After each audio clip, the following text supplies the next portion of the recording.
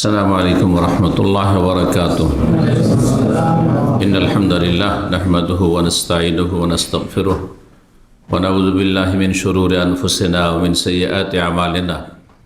من يهده الله فلا مضل له ومن يضلل فلا هادي له وأشهد أن لا إله إلا الله وحده لا شريك له وأشهد أن محمدا عبده ورسوله صلى الله تعالى عليه وعلى آله وصحبه وسلم تسليما كثيرا. أما بعد، فإن خير الحديث كتاب الله وخير الهدي هدي محمد صلى الله عليه وسلم وشر الأمور محدثاتها وكل محدثة بدعة وكل بدعة ضلالة وكل ضلالة في النار. أعوذ بالله من الشيطان الرجيم. إن هذا القرآن يهدي للتي هي أقوم ويبشر المؤمنين الذين يعملون الصالحات أن لهم أجرا كبيرا.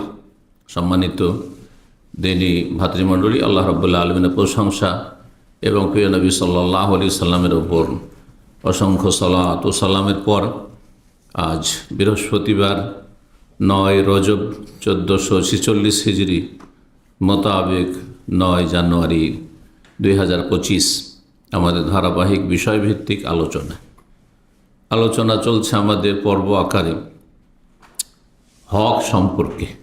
কয়েকটি হক নিয়ে আলোচনা হয়েছে। আজকে আর একটি গুরুত্বপূর্ণ হক, তা হচ্ছে কোরআনুল কারীমের হক। কার ওপর? মানব জাতির ওপর, আর বিশেষভাবে যারা উম্মতুল কোরআন, কোরআনের অনুসরণের দাবিদার উম্মতুল কোরআন মানে মুসলিম, কোরআন কারীমের জাতি, মুসলিমদের ওপর কোরআন কারীমের বড় হক রয়েছে, অধিকার রয়েছে, পাওনা রয়েছে। সেগুলি কি ইনশাআল্লাহ তাআলা আজকে জানবেন। কারণ এগুলি জানা ছাড়া আপনি হক ঠিকভাবে আদায় করতে পারবেন না। আগে জানতে হবে, তারপরে পালন করতে হবে। জানেন না যে কোরআনের কি হক, হয়তো দু একটি বিষয় বোঝেন, কোরআনটা হেফজও করতে পারলে বিশাল কাজ করে দিলাম। আমার ছেলেকে হাফেজে করার বাড়িয়েছি। কোরআন পড়তে পারলে বিশেষ বড় একেবারে বড় নেক আমল করে ফেললাম। আর কোরআন যদি তেলাওয়াত করি তাহলে অনেক নেকি পেয়ে গেলাম, ইত্যাদি ইত্যাদি। এতটুকু হয়তো এইরকম কিছু জ্ঞান আছে, বিক্ষিপ্ততাও ছড়িয়ে ছিটে, কারো কাছে কিছু হইল। কিন্তু সবগুলি হক যতক্ষণ পর্যন্ত না জানবেন ততক্ষণ সেই হকগুলি আদায় করা সম্ভব হবে না। যেমন আপনি বাবা মায়ের হক যদি নাই জানেন যে হক বা কি, তা কীভাবে আদায় করবেন বাবা মায়ের হক? আপনি একজন স্ত্রী যদি স্বামীর হক কি তা না জানে তাহলে কিভাবে আদায় করবে? একজন স্বামী যদি তার স্ত্রীর হকের কথা না জানে তাহলে স্ত্রীর হক কী করে আদায় করবে? অবশ্যই অবহেলা করবে, অবশ্যই সেখানে সে অন্যায় করবে, অবিচার করবে, হক নষ্ট করবে। যার ফলে এই বিষয়গুলি আমাদের প্রত্যেকের জন্য, কারণ প্রত্যেকে আমরা কোরআনে কারীমে বিশ্বাসী। আর যারা অবিশ্বাসী, অমুসলিম, তাদের জন্য কোরআনে কারীম নাযিল হয়েছে। হুদাল লিন্নাস, আল্লাহ বলছেন শাহরু রমাদান আল্লাযী উনজিলা ফীহিল কোরআন, রমজান মাসে কোরআনুল কারীম নাযিল হয়েছে। হুদাল লিন্নাস, বিশ্বজাহানের সমস্ত মানুষের জন্য হেদায়াত, দিক নির্দেশনা, সমস্ত মানুষকে রাস্তা দেখাতে এসেছে। কোরআন সমস্ত মানুষকে রাস্তা দেয়। হুদা মানে হচ্ছে রাস্তা দেখানো, দিক নির্দেশনা, কোন দিকে চলবে, কোন কথা বলবে, কোন কাজটি করবে, কোন ধরনের বিশ্বাস রাখবে, কোনটা ঠিক কোনটা ভুল। হুদাল লিন্নাস ওয়া বাইয়িনাতিম মিনাল হুদা, এবং তাতে কোনো রকমের জটিলতা নেই বুঝতে গিয়ে। সুস্পষ্ট দিক নির্দেশনা রয়েছে, সুস্পষ্ট হেদায়েত রয়েছে কোরআনে কারীমে। কোরআনে কারীমের শুধু আয়াতগুলো নিয়ে যদি আলোচনা করা যায় তাহলে আপনি মাসকে মাস আপনাকে আলোচনা করতে হবে, অথবা বড় বড় কিতাবাদি লিখতে হবে কোরআনে কারীম সম্পর্কে। তো আমরা একটি আলোচনায় গুরুত্বপূর্ণ পয়েন্টগুলি এবং প্রত্যেকটির দলিল কোরআনে কারীম থেকে অথবা রাসূলুল্লাহ সাল্লাল্লাহু আলাইহি ওয়াসাল্লামের সুন্নাহ হাদিস থেকে আপনাদের সামনে পেশ করার চেষ্টা করব। 10টি হক আপনাদের সামনে বর্ণনা করব। 10টি হক যেমন আমার ওপর রয়েছে কোরআন কারিমে, তেমন আপনাদের ওপর রয়েছে। যেমন ভালো মানুষদের ওপর রয়েছে, তেমন যারা অসৎ লোক তাদের ওপর রয়েছে। যেমন মুসলিমদের উপর কোরআন কারিমের হক রয়েছে, তেমন অমুসলিমদের উপর কোরআন কারিমের হক রয়েছে। আল্লাহ আমাদেরকে যেন যথাযথ কোরআনুল কারিমের হক আদায় করার তৌফিক দান করেন। আয়াত একটি পাঠ করেছি কোরআন কারিম সম্পর্কে, সূরা ইসরা, যার অপর নাম সূরা বনী ইসরাইল। আয়াত নম্বর 9 আল্লাহ বলছেন, ইন্না হাযাল কোরআন ইয়াহদি লিল্লাতি আকওয়াম, নিশ্চয় এই কোরআন কারিম ইয়াহদি রাস্তা দেখায়, দিক নির্দেশনা দেয়, লিল্লাতি হে আকওয়াম সেই পথের, লিল্লাতি মানে লিত্তারিকাতিল্লাতি সেই পথের দিক নির্দেশনা দেখায়, হে আকওয়াম যেটি সবচাইতে সোজা, সবচাইতে সোজা রাস্তা। সে সোজা রাস্তা ছাড়া আর অন্য কোনো রাস্তা জান্নাতে পৌঁছাবে না। সোজা রাস্তা, হে আকওয়াম, কায়েম মানে হচ্ছে যেটি দাঁড়ানো, দাঁড়িয়ে আছে, তো সোজায় দাঁড়িয়ে আছে। এ কায়েম থেকে কামাই একম থেকে আকওয়াম, যেই ব্যক্তি সোজা পথে চলে, সোজায় চলে, জীবনে বক্রতা নেই, তাকে মুস্তাকিম বলা হয়। যে রাস্তা সোজা তাকে সিরাতে মুস্তাকিম, ইহদিনাস সিরাতাল মুস্তাকিম। দেখেছেন, এই মুস্তাকিম থেকে, কায়েম থেকে হচ্ছে হে আকওয়াম, ইসম তাফজিল, সবচেয়ে বেশি সোজা রাস্তা, যে রাস্তায় কোনো রকমের ঝুঁকি নেই, রিস্ক নেই, সেই রাস্তা দেখায় কোরআন কারীম। আর কি করে কোরআন? ইউবাশশিরুল মুমিনিনা আল্লাযীনা ইয়ামালুনাস সালিহাত, রাস্তা সবাইকে দেখায়, কিন্তু সুসংবাদ সবাইকে দেয় না। রাস্তা সকল মানুষকে দেখায়, সকল জিনকে দেখায়, কিন্তু ওয়াইবাশশিরুল মুমিনিন, মুমিনদেরকে কোরআন সুসংবাদ দেয়, আশ্বস্ত করে। কিসের? মহাপুরস্কারের জন্য। কারা মুমিনিন? শুধু ইমানের দাবিদার না, জন্মসূত্রে মুমিন। আল্লাযীনা ইয়ামালুনাস সালিহাত, যারা ভালো কাজগুলি করে, ভালো কথাগুলি বলে, খারাপ কথা কাজ থেকে বেঁচে থাকে, যারা নেক জীবনযাপন করার জন্য সচেষ্ট হয়। আল্লাযীনা ইয়ামালুনাস সালিহাত আন্না লাহুম আজরান কাবীরা, তাদের জন্য মহা পুরস্কার রয়েছে। কবির, কবির মানে বড়, বিশাল, বিশাল পুরস্কার রয়েছে। এই সুসংবাদ কোরআনে কারীম দিয়ে থাকে কাদেরকে? মুমিনদেরকে, যারা ইমানদার। আলহামদুলিল্লাহ বলুন। আল্লাহ যে ইমানের তৌফিক দিয়েছেন, ইসলাম গ্রহণের তৌফিক দিয়েছেন, ইসলামকে রক্ষা করে হেফাজতের তৌফিক দান করে জন্মসূত্রে যেটা পেয়েছি। অসংখ্য মানুষ আছে জন্মসূত্রে পরম্পরা ইসলাম পেয়েছে, হয়তো কয়েক শত বছর থেকে তারা বংশ পরম্পরা মুসলিম, কিন্তু ইমানের উপর নেই। তাদের কেউ নাস্তিক, তাদের কেউ সেকুলার, তাদের এগুলো সব কুফরি, তাদের কেউ মানবরচিত বিধানে বিশ্বাসী, তাদের কেউ মাজার পূজারী, পীর পূজারী, শিরককারী, আল্লাহ ছাড়া অন্যের কাছে সাহায্য কামনা করে। আপনাকে আল্লাহ সব শিরক থেকে, কুফরি থেকে, ইমান ভঙ্গকারী বিষয় থেকে আল্লাহ বাঁচিয়ে রেখেছেন। সুসংবাদ আপনাদের জন্য, আল্লাহ যেন শুকরিয়া আদায়ের তৌফিক দান করেন। আন্না লাহুম আজরান কাবীরা, মহাপুরস্কারের সুসংবাদ দিয়ে থাকে কোরআনে কারীম। কোরআনে কারীমের এসব দিক নিয়ে যদি আলোচনা করতে থাকে ভূমিকায়, তাহলে কথা শেষ হয়ে যাবে, 10টি পয়েন্ট বলা শেষ হবে না। সুতরাং এগিয়ে যাই আমরা। কোরআনে কারীমের যদি হক আদায় না করে কোনো ব্যক্তি, তাহলে সেই ব্যক্তি কোরআনে কারীমকে পরিত্যাগ করল, উপেক্ষা করল, জি, বর্জন করল, ছুঁড়ে ফেলে দিল। সূরা ফুরকান আয়াত নম্বর 33 আল্লাহ ইরশাদ করেছেন, এবং তাদের বিরুদ্ধে রাসূলুল্লাহ সাল্লাল্লাহু আলাইহি ওয়াসাল্লাম হাশরের মাঠে অভিযোগ করবেন। যারা কোরআনে কারীমের হক আদায় করেন, তাদের বিরুদ্ধে রাসূলুল্লাহ সাল্লাল্লাহু আলাইহি ওয়াসাল্লাম স্বয়ং আল্লাহর সামনে কি করবেন? আসামের কাঠগড়ায় নিয়ে আসবেন, হাজির করবেন ওদেরকে। আল্লাহর সামনে কেস দায়ের করবেন, কেস ফাইল করবেন রসুল্লাহ সাল্লাম। ওয়াকালা রসুল, আল্লাহ বলছেন রসুল সাল্লাল্লাহু আলাইহি ওয়াসাল্লাম বলবেন সেদিন, ইয়া রব্বে, হে আমার রব, ইন্না কওমি ইত্তাখাযু হাযাল কুরআন মাহজুরা, আমার জাতি এই কোরআনকে পরিত্যাগ করেছে, কোরআনকে বর্জন করেছে। মাহজুরা, হাজর মানে ছেড়ে দেওয়া। এই জন্য কোনো গ্রাম যদি অনাবাদ হয়ে যায়, বিরান হয়ে যায়, কোনো মানুষ বাস করে না, সেটাকে বলা হয় কারিয়াতুন মাহজুরা, পরিত্যক্ত জনপদ।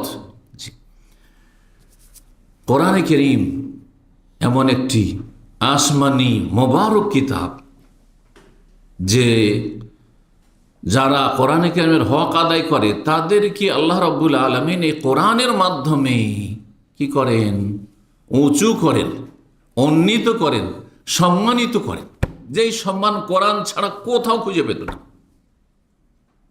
বহু জাতিকে আল্লাহ সম্মানিত করেছেন, অথচ তারা সমাজের একেবারে নিম্ন স্তরে ছিল, সব দিক থেকে, সামাজিক দিক থেকে, পারিবারিক দিক থেকে, বংশীয় মর্যাদার দিক থেকে, অর্থের দিক থেকে, আর ক্ষমতার দিক থেকে, শারীরিক মানসিক শক্তির দিক থেকে, সব দিক থেকে একেবারে নিম্নমানের ছিল।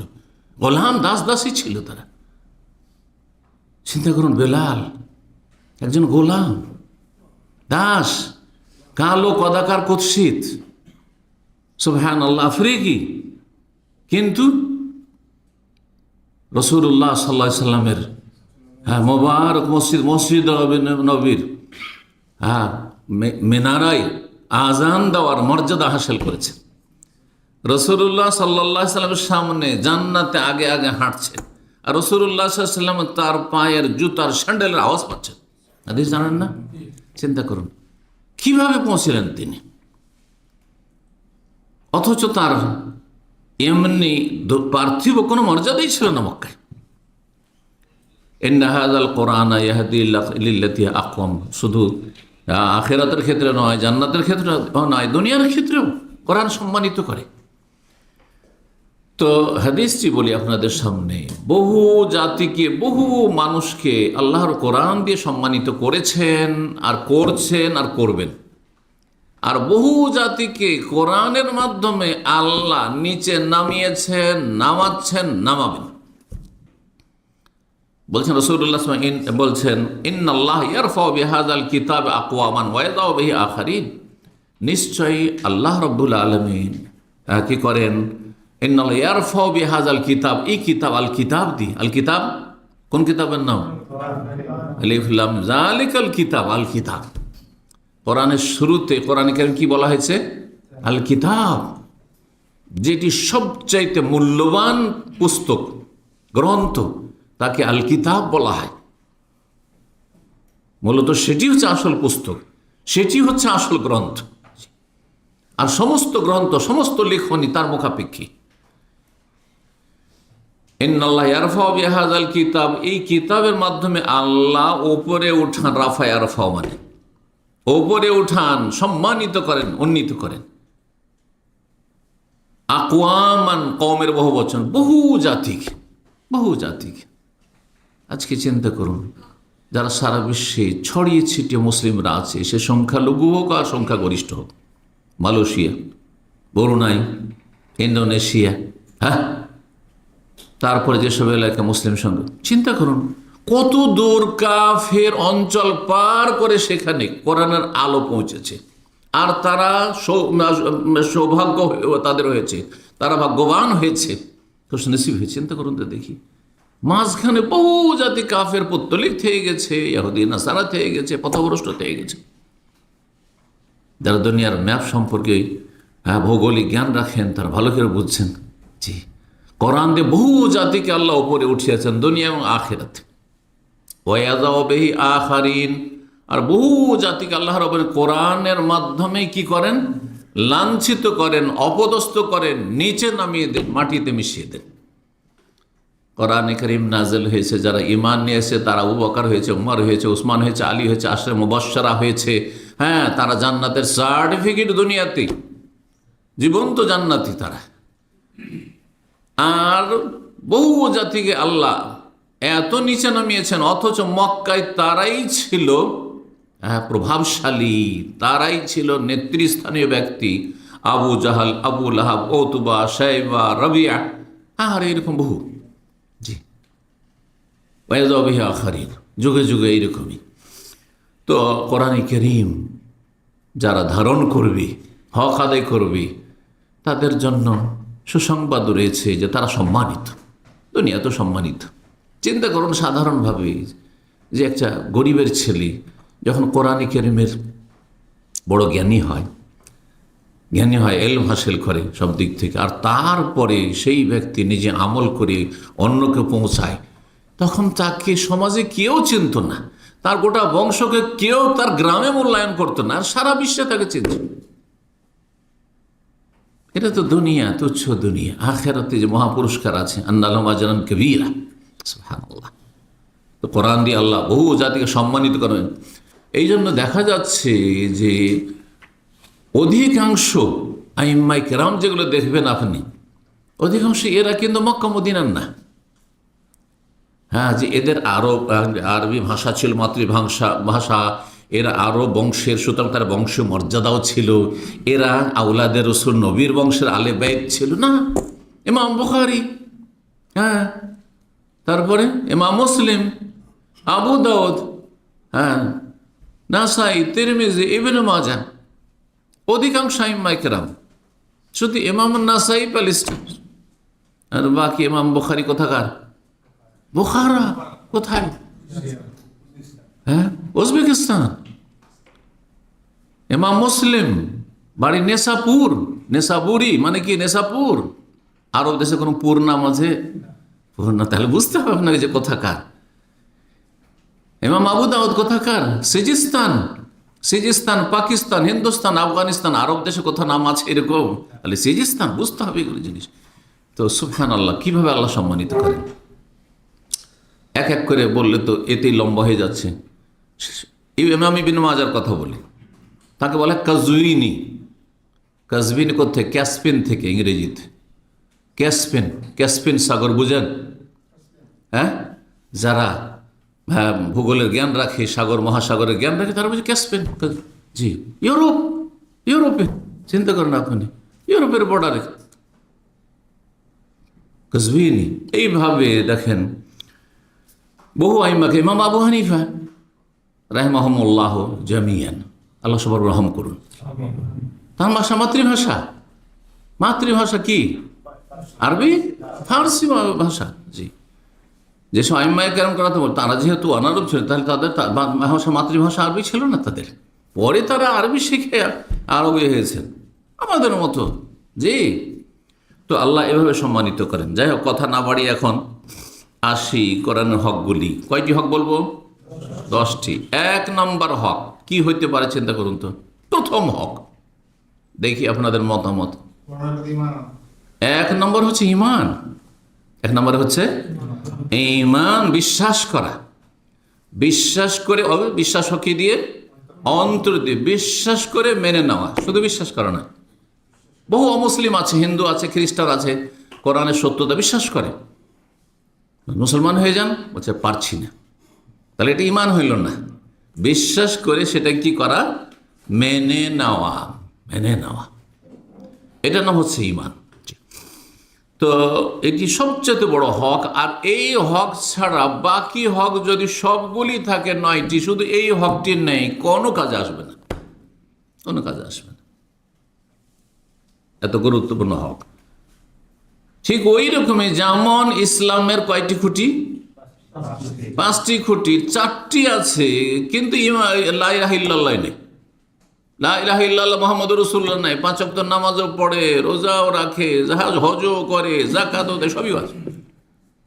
মুসলিম বলবেন তাকে? না, আল্লাহ ছাড়া কোনো সত্য মাবুদ নেই, এটা স্বীকার করে নিতে হবে, শাহাদাত দিতে হবে, মুহাম্মদ সাল্লাল্লাহু আলাইহি ওয়াসাল্লাম আল্লাহর রাসূল, তার মাধ্যমে দিন জানতে হবে, এটা মেনে নিতে হবে। ওই রকমই তার প্রতি ঈমান নিয়ে আসতে হবে। কিসের প্রতি? কোরআন কারীমের প্রতি ঈমান নিয়ে আসতে হবে। এই মর্মে অনেক আয়াত রয়েছে কোরআন কারীমে। দু একটি আয়াত শোনাই। আল্লাহ বলছেন সূরা বাকারা আয়াত নম্বর 91, ওয়াইদা কিলা লাহুম আমিনু বিমা আনজালাল্লাহ, যখন কাফেরদেরকে বলা হইতো যে যা আল্লাহ নাজিল করেছেন তার প্রতি ঈমান নিয়ে আসো। কি আল্লাহ নাজিল করেছেন? কোরআন নাজিল করেছেন রাসূলুল্লাহ সাল্লাল্লাহু আলাইহি ওয়াসাল্লামের উপর। তার প্রতি ঈমান নিয়ে আসো। তার মানে কোন ধর্ম মানতে হবে? যেটা আসমানি ধর্ম, মানুষের রচিত ধর্ম মানলে হবে না। অধিকাংশ ধর্মগুলি হচ্ছে মানুষের রচিত, রচনা করা, মন গড়া ধর্ম। আসমানি ধর্ম আগে আরো কিছু ছিল, যে আসমানি কিতাবগুলি তাওরাত, ইনজিল, জবুর, কিন্তু সেগুলি রহিত করে দেওয়া হয়েছে।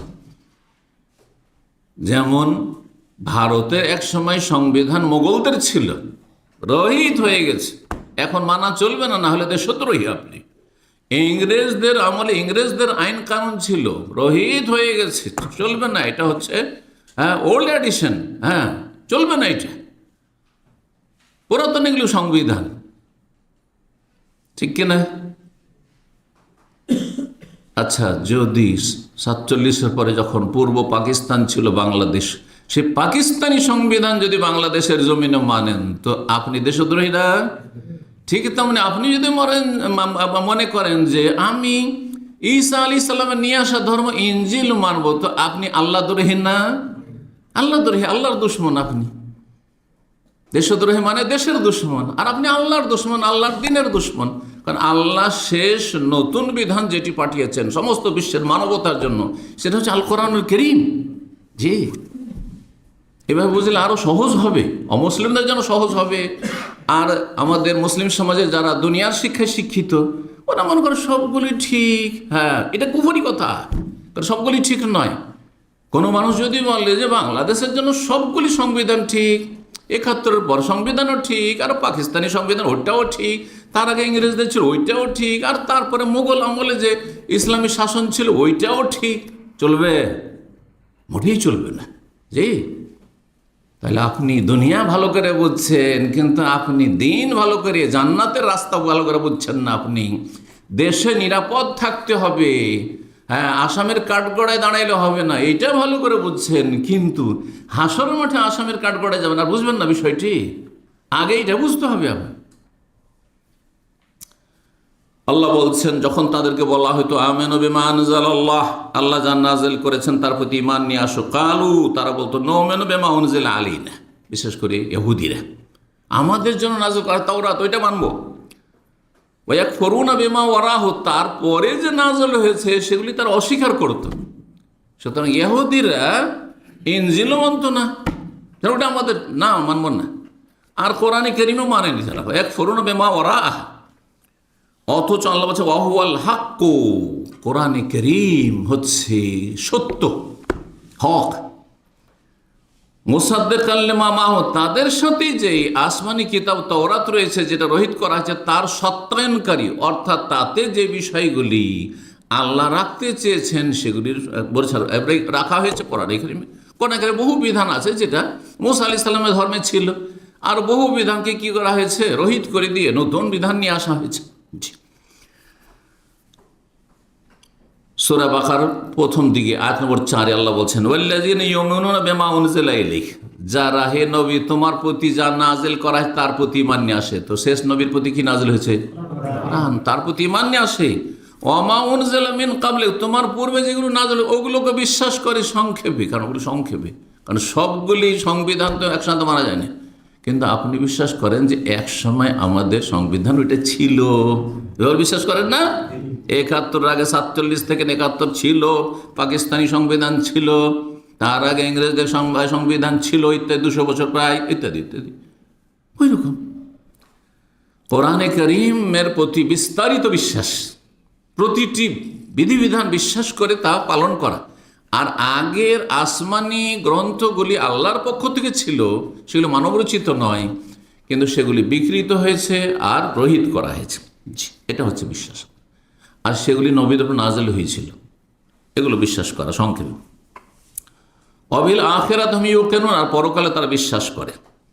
সূরা মুহাম্মাদের 2য় আয়াত আল্লাহ তাতে কি বলেছেন? ওয়াল্লাযীনা আমানু ওয়া আমিলুস সালিহাত, যারা ঈমান নিয়ে এসেছে এবং সৎকর্মশীল হয়েছে। ওয়া আমানু বিমা নুযিলা আলা মুহাম্মাদিন, আরো স্পষ্ট, ওয়া আমানু বিমা নুযিলা আলা মুহাম্মাদিন, এবং তারা ঈমান নিয়ে এসেছে ওই বিধানের ওপর, ওই আসমানি কিতাবে যা নাযিল করা হয়েছে কার ওপর? মুহাম্মদ সাল্লাল্লাহু আলাইহি সাল্লামের উপর। জি, কোরআনে কারীম। জি, আল্লাহ কি দেবেন তাদেরকে। আর তারপরে কোরআন কারীম সম্পর্কে আল্লাহ কি বলছেন, যা নবীর প্রতি নাযিল করা হয়েছে, ওয়াহুয়াল হাক্কু মির রাব্বিহিম, সেটি হচ্ছে তাদের রবের পক্ষ থেকে, মানব জাতির মালিকের পক্ষ থেকে, রবের পক্ষ থেকে চিরসত্য এই কোরআন। কাফফারা আনহুম সাইয়্যাতিহিম, যারা কোরআনের প্রতি ঈমান নিয়ে আসবে, হ্যাঁ মুহাম্মদ সাল্লাল্লাহু আলাইহি ওয়াসাল্লামের প্রতি যারা তার প্রতি ঈমান নিয়ে আসবে, তাদের গুনাহগুলি আমি মোচন করে দেব। ওয়া আসলাহা বালাহুম, এবং তাদের অবস্থা আল্লাহ সুন্দর করে দেবেন। অবস্থা সুন্দর করা, সার্বিক অবস্থা, পার্থিব অবস্থা আর পারলৌকিক অবস্থা। দুনিয়াতেও আল্লাহর গজব থেকে বেঁচে থাকবে, আল্লাহর সন্তুষ্টি হাসিল করবে, আল্লাহর জমিনে চলছে, আল্লাহ রাজি আছেন, আল্লাহর গজব নামে না তাদের উপর। আল্লাহ রাব্বুল আলামিনের রহমত রয়েছে তাদের জন্য, আর আখিরাতে তাদের জন্য রহমত, অনুগ্রহ, জান্নাত রয়েছে। কাফফারা আনহুম সাইয়্যাতিহিম ওয়া আসলাহা বালাহুম। 2 নম্বর হক কি হতে পারে? 2 নম্বর হক, জি, কোরআনে কারীমের জ্ঞান অর্জন করা। কি করা? জ্ঞান অর্জন করা। কারণ জ্ঞান অর্জন না হইলে বিশ্বাস, যদি বিশ্বাস করবেন কি, তার জ্ঞান অর্জন করতে হবে। খুব গুরুত্বপূর্ণ হক, কিন্তু আপনি জানছেন না তো কি বিশ্বাস করবেন? যে কোনো বিষয়ে বিশ্বাস করতে হয় আর কর্ম করতে হয়, কি করতে হবে? আগে জানতে হবে, জানতে হবে। এই জন্য এলেমের গুরুত্ব একদিক থেকে আপনার আমলের আগে, আর ইমানটা আমল, জানেনই না আল্লাহ পরকাল কি, হ্যাঁ ইমান কি, ইসলাম কি, হ্যাঁ কোনটা বিশ্বাস করব, কোনটা বিশ্বাস করব না। আরে বিশ্বাস তো 2 রকমই আছে। কেন?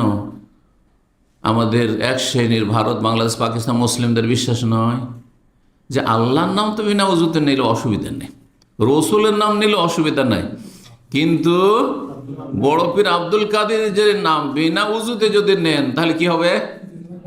কসম পড়বে। আবার কয়টা? 2.5টা।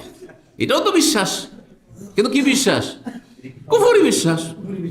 এই বিশ্বাস দুনিয়া আখিরাত সব বরবাদ করে দেবে। এইটিও হিন্দুদের বিশ্বাস। দোষ দিচ্ছেন আপনি হ্যাঁ মুসলিমদের, হ্যাঁ ইহুদি খ্রিস্টানদের বিশ্বাস। তারা কথিত মুসলিম, কিন্তু মুসলিম হইতে পারেনি, মুসলিম হইতে পারেনি তারা। মুসলিম হইতে হবে তাদের কাছে। জি, এই জন্য বিশ্বাস হইতে হবে সঠিক জ্ঞান অনুযায়ী। জ্ঞানটাও যদি ভুল থাকে, জ্ঞান আছে কিন্তু ভুল জ্ঞান আছে, তাহলে ওখানেও সমস্যা। তো জ্ঞানটা কি হইতে হবে? ইলমান নাফি, উপকারী জ্ঞান, যেটা আপনার উপকারে আসে, কাজে আসে। শিখতে হবে, যখন শিখতে হবে তাহলে কিছু লোককে শিখাইতে হবে। তাহলে কোরআনের একটি হক হচ্ছে পঠন পাঠন, শিক্ষা নেওয়া আর শিক্ষা দেওয়া। যারা জানছেন শিখাবেন, যারা জানছেন না শিখবেন, এটা হচ্ছে কোরআনের দ্বিতীয় হক। আল্লাহ রাব্বুল আলামিন কোরআনে কারীমে এর এই সম্পর্কে বলছে, ইন্নাল্লাযীনা ইয়াতলুনা কিতাবাল্লাহ, সূরা ফাতিরের আয়াত নম্বর 29 আল্লাহ ইরশাদ করছেন, যারা আল্লাহর কিতাব পাঠ করে। তিলাওয়াত মানে পাঠ করে। তিলাওয়াতের 2টো অর্থ হয়, আমলের ক্ষেত্রে তখন আরেকটি অর্থ আমাদের আসবে। তেলাওয়াতের একটি অর্থ হচ্ছে শাব্দিক তেলাওয়াত, সেটাই সেই অর্থে কিন্তু আমরা বুঝি। আমরা অনারবরা হ্যাঁ বাংলা উর্দু ভাষায় কোরআনের তেলাওয়াত মানে কি বুঝি? আবৃত্তি করা, রিডিং করা, পাঠ করা বুঝি, ইয়াতলুনা কিতাবাল্লাহ। কিন্তু আরবি ভাষায় তেলাওয়া মানে অনুসরণ করা শাব্দিক। একটা হচ্ছে পড়ার অনুসরণ, আর একটা হচ্ছে আমলের অনুসরণ। তখন আর একটি অর্থ হবে, বাস্তবায়ন করার অর্থ হবে। এই জন্য আরো ওলামারা বলেন যে তেলাওয়াত লফজি এবং তেলাওয়াতে মানবী, কোরআনের শব্দের তেলাওয়াত, আরেকটি হচ্ছে অর্থের তেলাওয়াত। অর্থের তেলাওয়াত কি? অর্থটা চর্চা করা, প্র্যাকটিস করা, মানে আমল করা, বাস্তবায়ন করা। তো আল্লাহ বলছেন যারা আল্লাহর কিতাব কোরআনে কারীম পাঠ করে, ওয়াকামুস সালাতা, এবং সালাত কায়েম করে, ওয়ানফাকু মিম্মা রাযাকনাহুম সিররান ওয়া আলানিয়া, আর গোপনে প্রকাশ্যে তারা তাদের যা আল্লাহ রিজিক দিয়েছেন তার থেকে খরচ করে, যাকাত দেয়, সাদকা করে, এবং যা ফরজ দায়িত্ব রয়েছে বা মায়ের জন্য খরচ করতে বৃদ্ধ হয়ে গেছে আর কাজকর্ম তাদের নেই, বা তাদের আর্থিক ওইভাবে সচ্ছলিত নেই, তখন ফরজ হয়ে আছে, কখনো ফরজ কখনো মুস্তাহাব। এরকম স্ত্রীর জন্য খরচ করা, ছেলে মেয়েদের জন্য খরচ করা, যারা রিজিক দেওয়া থেকে খরচ করবে। খরচ 2 রকমের, একটা হচ্ছে দান সাদকা জাকাতের খরচ, যে জাকাত ফরজ, আর একটি হচ্ছে ফরজ ব্যয় বহন। এই কাজগুলি যারা করবে ইয়ারজুনা তিজারাতান লান তাবুর, এমন ব্যবসার আশা তাদের রয়েছে যে আশা নিরাশা হবে না, যেই ব্যবসায় কোনো লস নেই। লান তাবুর, দুনিয়ার সমস্ত ব্যবসাতে লাভ লস দুটোরই সম্ভাবনা রয়েছে, কিন্তু কোরআনের তেলাওয়াত, কোরআনের পঠন যারা পড়াবে তাদের এমন ব্যবসা, কার সাথে? আবার আল্লাহর সাথে, যে ব্যবসায় কোনো লস নেই, লাভ আর লাভ, লাভ আর লাভ। কোরআন তেলাওয়াত করে দেখবেন, আজকাল যারা হাফিজ বা যারা কারি বা আলেম যারা, তাদের কথা বলছি, সাধারণ মানুষ তো কোরআন ওই রমজান মাসে যদি পড়েনও, রমজান মাসে শুধু ছুঁয়ে দেখবেন, দৈনিক পড়বেন না। হ্যাঁ, কিন্তু হাফেজদের অবস্থা এরকম, আলেমদের অবস্থা এরকম, দায়ীদের অবস্থা মাদ্রাসা পড়োদের অবস্থা এরকম। হ্যাঁ, তারা কোরআন ওই পড়ে, সিজনাল পড়ে, রমজান মাসে কোরআন খতম করে। আর বেদাতি হলে তো বলতে হবে না, মৌসুমে সিজনে যেখানে ইনকামের সুযোগ সুবিধা সেইখানে কোরআন খানি করে। জি, কোরআনকে পেটের জন্য ব্যবহার করেছে, কোরআন খানি। যদি কেউ তেলাওয়াত করে, হ্যাঁ, যে আমি তেলাওয়াত করলে, একবারে তেলাওয়াত করলাম, আপনারা দেন আমাকে 50 রিয়াল দেন, কি বলেন এটা সম্পর্কে? হ্যাঁ, কত তুচ্ছ কাজ, তাই না? সে নেকির জন্য তেলাওয়াত করেনি। তাহলে বাড়ি বাড়ি যে এই যে কোরআন খানি করে বাড়াচ্ছেন আর বক্সায় বাড়াচ্ছেন, এটা কি সেটা নয়? সেটাই তো সেটা। জি, সুতরাং বড় কাবিরা গুনাহ কোরআন খানি আর ইসালে সব। জি, আল্লাহ বুঝার তৌফিক দান করেন। যারা পড়াচ্ছে, পয়সা খরচ করে, তারাও নেকি পাবেন, তাদের মৃত নেকি পাবেন না, আর যারা পড়ছে তারাও নেকি পাবে না, বরং জাহান্নাম পাবে, যে তুমি পেটের গরজে তেলাওয়াত করেছো, কোরআন খানি করেছো। তো সহিহ বুখারীর হাদিস আপনাদেরকে শোনায়, রাসূলুল্লাহ সাল্লাল্লাহু আলাইহি ওয়াসাল্লাম বলেছেন, এবং এই হাদিসটি সাহাবায়ে কেরামের মধ্যে সবচেয়ে বেশি কোরআন তেলাওয়াতে যিনি খ্যাতি লাভ করেছিলেন তিনি বর্ণনা করেছেন। কে হইতে পারে বলুন তো দেখি? না, ওসমান রাদিয়াল্লাহু তাআলা। ওসমান রাদিয়াল্লাহু তাআলা খলিফা, তারপর যেটুকু সময় পেতেন আপনার এই থেকে, এই খেলাফতের দায়িত্ব পালন করে সবসময় কোরআন তেলাওয়াত করতে থাকতেন, কোরআন তেলাওয়াত করতে থাকতেন। খাইরুকুম মান তাআল্লামাল কোরআন, আর তোমাদের মধ্যে সবচেয়ে ভালো মানুষ, খাইরুকুম, সবচেয়ে ভালো মানুষ। চিন্তা করেন, কিছু দিক থেকে ভালো হইতে পারেন আপনি আর আমি, কিন্তু সবচেয়ে ভালো মানুষ হওয়া যেমন তার কথা নয়। খাইরুকুম, তোমাদের সবচেয়ে উৎকৃষ্ট, সবচেয়ে ভালো মানুষ হচ্ছে কে? মান তাআল্লামাল কোরআনা, যে কোরআন শিখে, কোরআনের ছাত্র, ও আল্লামাহু, কোরআন শেখায়, কোরআনের তালিম দেয়, কোরআনের ওস্তাদ অথবা কোরআনের ছাত্র। জি, কোরআনের শিক্ষা, যদিও কোরআনের শিক্ষা শুধু শাব্দিক শিক্ষা নয়, এটা হচ্ছে প্রাথমিক স্তর, এটা জানেন। কোরআনের শিক্ষা যখন বলছেন হালাকায়ে কোরআন, তখন মনে করেন যে কোরআন শিখা শুধু শিখলে হয়ে গেল, এটা প্রাথমিক স্তর, হক আদায় করলেন আপনি। এর জন্য আরও আপনাকে আগে বাড়তে হবে, তাহলে কোরআনের হক আদায় হবে। যেগুলো ইনশাল্লাহ, যেহেতু 10টি পয়েন্ট বলতে চেয়েছি, সেখানে সে পয়েন্টটি ইনশাল্লাহ আলাদা করে বর্ণনা করব।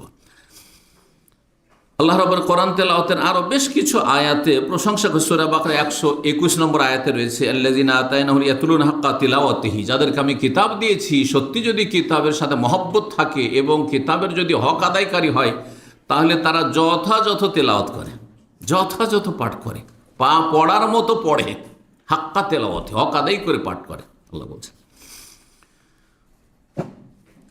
আল্লাহ রাব্বুল আরো বলেছে সূরা আল ইমরান আয়াত নম্বর 113তে, ইয়াতলুনা আয়াতিল্লাহ, কিছু নেক মানুষ আছে যারা আল্লাহর আয়াতগুলি তেলাওয়াত করে, আনা আল-লাইলি, রাতের অন্ধকারে, তাহাজ্জুদে বিশেষভাবে।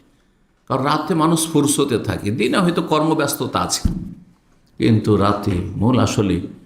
আর রাতে যদি তেলাওয়াত করেন আর নির্জনে তেলাওয়াত করেন, তাহলে যেই আপনি খুশুর সাথে, একগ্রতার সাথে আর অন্তরের নম্রতার সাথে আপনি তেলাওয়াত করবেন, দুনিয়ার ব্যস্ততার মাঝে হবে না, হট্টগোলের মাঝে হবে না।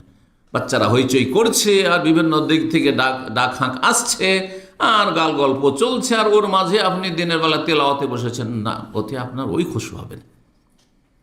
সূরা মুজাম্মিল, এই জন্য আল্লাহ রাতের তেলাওয়াতের বেশি প্রশংসা করে। ইন্না নাশিয়াতাল লাইলি, মানে কিরাতাল লাইল, রাতের কিরাত, হে আশাদ্দ ওয়াতআ ওয়া আকওয়ামু কিলা, আল্লাহ বলেছে। আল্লাহ যেন তৌফিক দান করেন। কোরআনের তেলাওয়াতের ফজিলত সম্পর্কে শোনেন। মা আয়েশা রাদিয়াল্লাহু তাআলা আনহা বর্ণনা করেছেন সহিহ বুখারী মুসলিম হাদিস, আল্লাযী ইয়াকরাউল কোরআন, যারা কোরআন পাঠ করে তারা দুই রকম। এক হচ্ছে কোরআন পাঠ করা তাদের জন্য খুব সহজ, পানি পান করার মতো। কষ্ট হয় পানি পান করতে, হ্যাঁ, যেমন শক্ত কোনো খাবার খেতে কষ্ট হয়, চিবাইতে হয়, তাই না? ওইরকম কোনো কষ্ট হয়? কত সহজ পানি পান করা, জুস পান করা। আল্লাযী ইয়াকরাউল কোরআন, যারা কোরআন পাঠ করে, ওয়া হুয়া মাহিরুন বিহি, আর কোরআনে বড়ই পণ্ডিত, পারদর্শী। কোরআন তেলাওয়াত পণ্ডিত, এত সহজ তাদের জন্য, এবং কোরআনে কেন অর্থ বোঝাও তাদের জন্য সহজ। পড়ার সাথে সাথে অর্থ বুঝছে, মাহির মানে একেবারে পারদর্শী। যদি কোরআনে পারদর্শী হয় তাহলে মা সাফারাতিল কেরামিল বারারা, তাদের ফজিলত হচ্ছে যে এই রকম যারা কোরআন তেলাওয়াতকারী তাদের অবস্থান হবে, আল্লাহ জায়গা দেবেন এমন ফেরেশতাদের সাথে, সাফারা এমন দূত ফেরেশতাদের সাথে যারা বড় সম্মানিত, কেরাম, করিমের বহু বচন, আল বারারা, যা বড় বড় নেক যারা।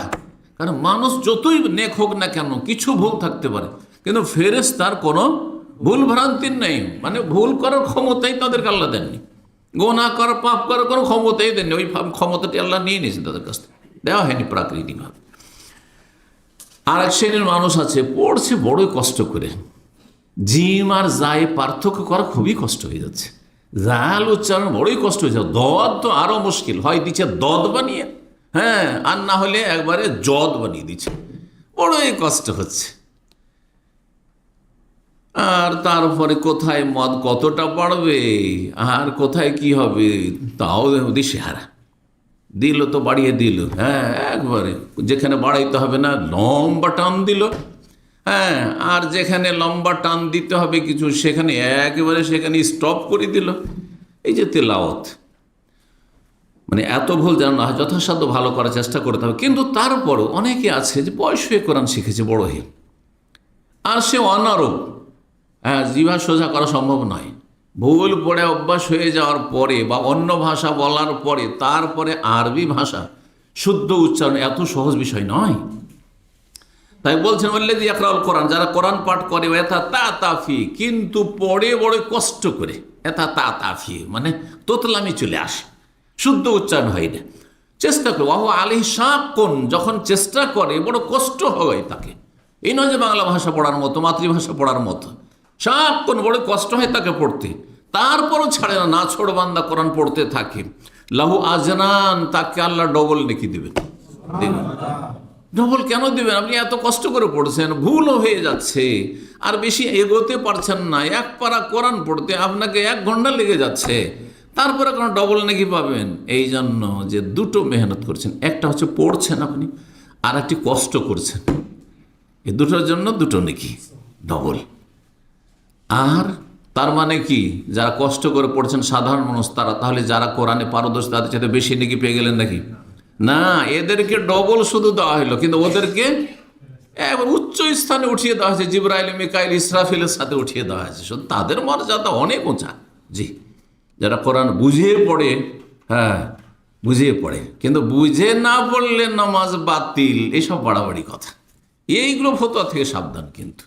জি, আল্লাহ সঠিক বুঝ দান করুন, মধ্যমপন্থী হওয়ার তৌফিক দান করুন।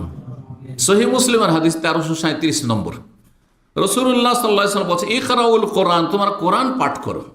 কোরআন পড়লে লাভ আর লাভ। ফাইন্নাহু ইয়াতি ইয়াউমাল কিয়ামাতি শাফিআন লিআসহাবি, কোরআন কিয়ামতের দিনে কোরআন পাঠকারীর জন্য, কোরআনের হক আদায় করার জন্য সুপারিশকারী হিসেবে আসবে। যে যত বেশি কোরআন পড়বে, যে যত বেশি কোরআনের জ্ঞান অর্জন করবে, যে যত বেশি কোরআন অধ্যয়ন করবে, কোরআনের সাথে সম্পর্ক, তার জন্য কোরআন তত বেশি হাসরের মাঠে আল্লাহর কাছে সুপারিশ করবে জান্নাতে নিয়ে যাওয়ার জন্য। জান্নাতি যদিও হয়তো সুপারিশ করবে জান্নাতে মর্যাদা উঁচা করার জন্য, এর নিচে আছে আল্লাহ কবর উঠাও। আল্লাহু আকবার। মুসনাদ আহমদ, আবু দাউদ, নাসাই, তিরমিজি, এই 4টি কিতাবে আছে, হাদিসটি আছে, আল্লামা আলবানী সহিহ বলেছেন, খুব গুরুত্বপূর্ণ হাদিস। ইউকালু লি সাহিবিল কোরআন, কোরআনের পাঠকারী, সাহেবে কোরআন মানে কোরআন যে পাঠ করে, কোরআনে যে বিশ্বাসী, হ্যাঁ, কোরআনে যে হকগুলি আদায় করে সাহেবে কোরআন তো শুধু কোরআন পাঠ করে শুধু হয় না, কোরআন পাঠ করে হাফেজ মুখস্থ রেখেছেন, আমল করে না, চলবে? কোরআনওয়ালা হইল না। কোরআনওয়ালা ব্যক্তিকে, যে কোরআনের হক আদায়কারী, তাকে বলা হবে কিয়ামতের দিন, আর যে বেশি বেশি তেলাওয়াত করেছে, বেশি বেশি মুখস্থ করেছে, বেশি বেশি বোঝার চেষ্টা করেছে, এই কোরআন হাসরের মাঠে আল্লাহ বলবেন, জান্নাতে যখন আল্লাহ দিচ্ছেন যে জান্নাতে চলে গেছে, তারপরে আল্লাহ বলবেন যে কোরআন এখন পড়তে থাকো, তো পড়ো আর লিফটে উঠো, পড়ো আর কি করো, লিফটে উঠো, একরা পড়ো, ওয়ার্তাকে আর ওপরে উঠো। তো ওপরে কি দিয়ে উঠতে হবে? হ্যাঁ, লিফট দিয়ে উঠতে হয়, আর নাহলে সিঁড়ি বয়ে উঠতে হয়। যদি লিফট না থাকে তাহলে ওপরে উঠতে থাকো, তেলাওয়াত করতেই থাকো, যতবার পাঠ করেছো, যত আয়াত পাঠ করেছো তোমার লাইফে দুনিয়াতে, ওইগুলো বারবার যতবার পড়েছো, ওই সবগুলো পড়া যতক্ষণ শেষ না হবে ততক্ষণ তুমি ওপরে উঠতেই থাকো, তোমার লিফট চলতেই থাকবো উপর দিয়ে। সুবহানাল্লাহ। জি, ওরাত্তেল কামা কুনতা তুরাত্তিলু ফিদ দুনিয়া, যেমন দুনিয়াতে তুমি তেলাওয়াত করতে ওইভাবে তেলাওয়াত করো আর উপরে উঠতে থাকো। আল্লাহ, আমার এখনো তেলাওয়াত শেষ হয়নি, আমি এতবার পাঠ করেছি, আরো পড়ো, পড়ো আর চলো উপরে উঠো। আল্লাহু আকবার। ফাইন্নামা নাযালাতাকা ইনদা আখির আয়াতিন তাকরাউহা, তোমার মর্যাদা তা কি হবে? উন্নীত হবে, নির্ধারিত হবে। কোন জায়গায় গিয়ে থামবে? কোন জায়গায় গিয়ে? শেষ আয়াত যে দুনিয়াতে পড়েছো, মরার আগে যে শেষ আয়াত পড়ে তুমি মারা গেছো, ওই প্রথম দিক থেকে যতবার পড়েছো আর যত পড়েছো, পড়তে পড়তে পড়তে শেষ আয়াতটি পড়ে যে দুনিয়া থেকে বিদায় নিয়েছো, আর তোমার দুনিয়ার আমল শেষ হয়েছে, ওই আয়াতে গিয়ে তুমি থামবে, ওইখানে তোমার মর্যাদা। আল্লাহু আকবার। কত বড় মর্যাদা কোরআন কারীম পাঠকারীর জন্য। আল্লাহ যেন আমাদেরকে সেই দলে সামিল করেন। কয়টি হক বললাম? দুইটি হক হয়েছে। তো 3 নম্বর হক তাহলে, তা হচ্ছে কোরআনের প্রতি আমল করা। কি করতে হবে? আমল করা। যেটা বিশ্বাসের বিশ্বাস, যেটা এবাদতের সেই অনুযায়ী এবাদত করা, যেটা আখলাক চরিত্রের ব্যবসা বাণিজ্য লেনদেন আদান প্রদান, হ্যাঁ, সেগুলি সেইভাবে করা। সুতরাং কোরআনের প্রতি বিশ্বাস, যে এগুলো আল্লাহর আয়াত, আল্লাহর আসমানি সিলেবাস, হ্যাঁ। আর তারপরে যে আকীদার বিষয়, ওয়াবুদুল্লাহ ওয়ালা তুশরিকু, এক আল্লাহর ইবাদত করো, শরীক করিও না, হ্যাঁ। আল্লাহ যদি তোমাকে কোনো রোগে আক্রান্ত করেন, কোনো শক্তি ভালো করতে পারে না, কোরআনে নেই?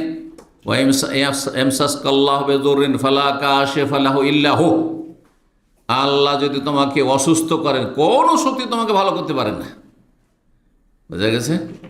উদাহরণস্বরূপ, আর আপনি ডাক্তারের কাছে যাচ্ছেন, জন্মসূত্রে মুসলিম আর কোরআনের হাফেজ আলেম, ডাক্তার সাহেব আপনি আমাকে রক্ষা করেন, আপনি যদি আমাকে ভালো করে চিকিৎসা না করেন আমি মরে যাব। তাহলে কি হলো? আপনার কাজ কাম খারাপ করে দিলেন, আপনি সব শেষ করে দিলেন, ঠিক না? হুজুর একটা তাবিজ দেন, না হলে আমি বাঁচবো না। হ্যাঁ, আস্তাগফিরুল্লাহ, শিরক করে ফেললেন আপনি।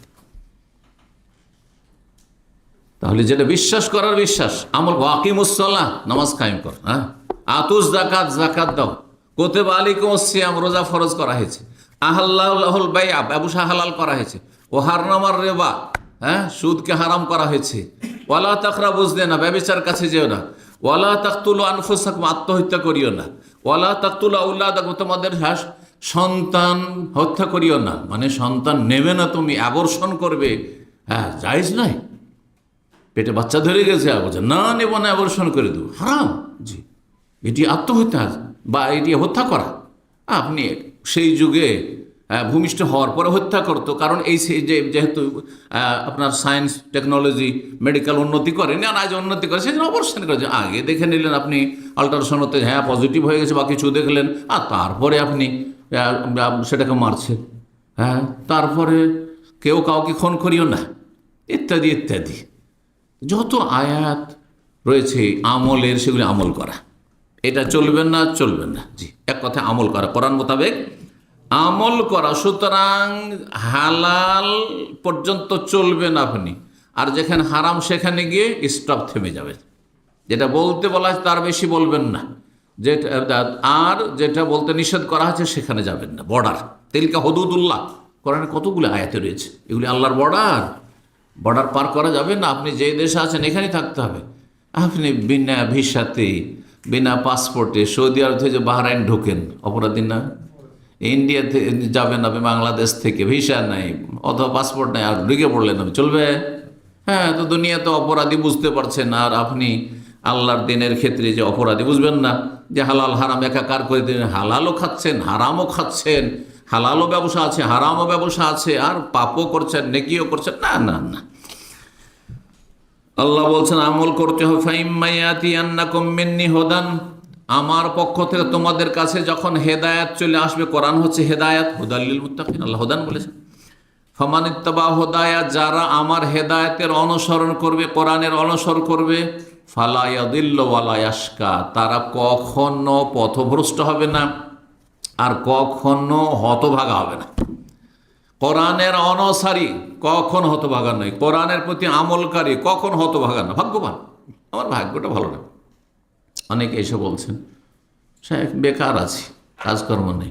আপনি বেকার না, বেকার মনে করেছেন এই জন্য যে আপনি আমল করেন না, সেই জন্য।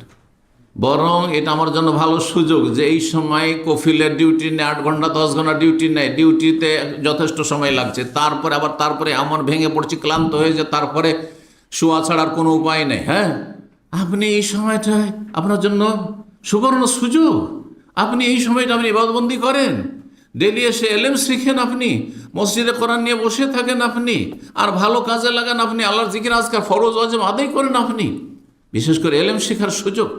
আপনি হাড় ভাঙা ডিউটি করে আসছেন, আর আসার পরে এখানে এসে ঘুমাচ্ছে আপনার।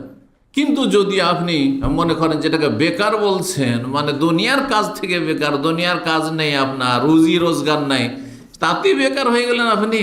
না না, বেকার না আপনি, বরং আপনি হ্যাঁ আরও বেশি ভালো হইতে পারেন যদি সময়টাকে ভালো কাজে লাগান।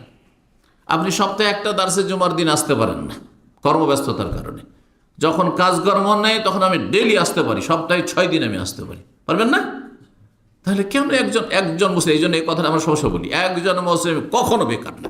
কাফের বেকার হইতে পারে, কাফেরও তো আখেরাত নেই, আমল নেই, সুতরাং দুনিয়ার পেট পূজা না থাকলে কিছুই নেই, বেকার। কিন্তু আমরা তো হয় দিনের আমল করছি না হয় দুনিয়ার আমল করছি, কোনো সময় বেকার না, কোনো সময় বেকার না একজন মুসলিম। আল্লাহ এইভাবে যেন বুঝার তৌফিক দান করেন। ইবনে আব্বাস রাদিয়াল্লাহু তাআলা আনহুমা তিনি বলছেন, তাকাফফাল আল্লাহু লিমান ক্বারা আল কোরআন, আল্লাহ জামানত নিয়েছেন। জামানত না বুঝেন তো, দায়িত্ব নেওয়া, জামিন হয় না, হ্যাঁ আমার জামিন হইলাম। তো আল্লাহ দায়িত্ব নিয়েছেন স্বয়ং, কার জন্য? লিমান ক্বারা আল কোরআন, ওই সব ব্যক্তিদের জন্য যারা কোরআন পড়বে, ও আমেলা বিমা ফি, আর আমল করবে, কোরআন অনুযায়ী আমল করবে। কি দায়িত্ব নিয়েছেন? আল্লাহ ইয়াদিল্লা, যে সে পথভ্রষ্ট হবে না। তুমি যখন কোরআন পড়ছো আর আমল করছো, পথভ্রষ্ট মানে কি? জান্নাতের রাস্তা হারাবে না। পথভ্রষ্ট হয়ে যাওয়া মানে রাস্তা হারিয়ে দেওয়া, মানে জান্নাতের রাস্তা হারিয়ে দিয়েছেন, তার মানে জাহান্নামে যেতে হবে। জান্নাতের রাস্তা হারাবে না। ওয়ালা ইয়াশকা ফিল আখিরা, পরকালে সে বিভ্রান্ত হবে না, জান্নাত থেকে জাহান্নামের দিকে তার ঠেলে দেওয়া হবে না, আর হতভাগা হবে না, দুর্ভাগ্য তার হবে না। তারপরে এই আয়াতটি পাঠ করেছিলেন। আয়াতটি কি রয়েছে? ওমান আরযা আন যিকরি ফাইন্না লাহু মাঈশাতান যানকা, যারা আমার উপদেশ থেকে, আর কোরআন হচ্ছে যিকির, উপদেশ, এই কোরআন থেকে যারা মুখ ফিরিয়ে নেবে, কোরআনকে যারা এড়িয়ে যাবে, কোরআনকে যারা উপেক্ষা করবে, তাদের জীবনটা হচ্ছে বড়ই সংকীর্ণ জীবন, কষ্টের জীবন, দানখান। দেখেন, যারা পাপী, যত পাপী তত মানসিক অশান্তিতে আছে, যত পাপী তত বেশি মানসিক অশান্তিতে আছে।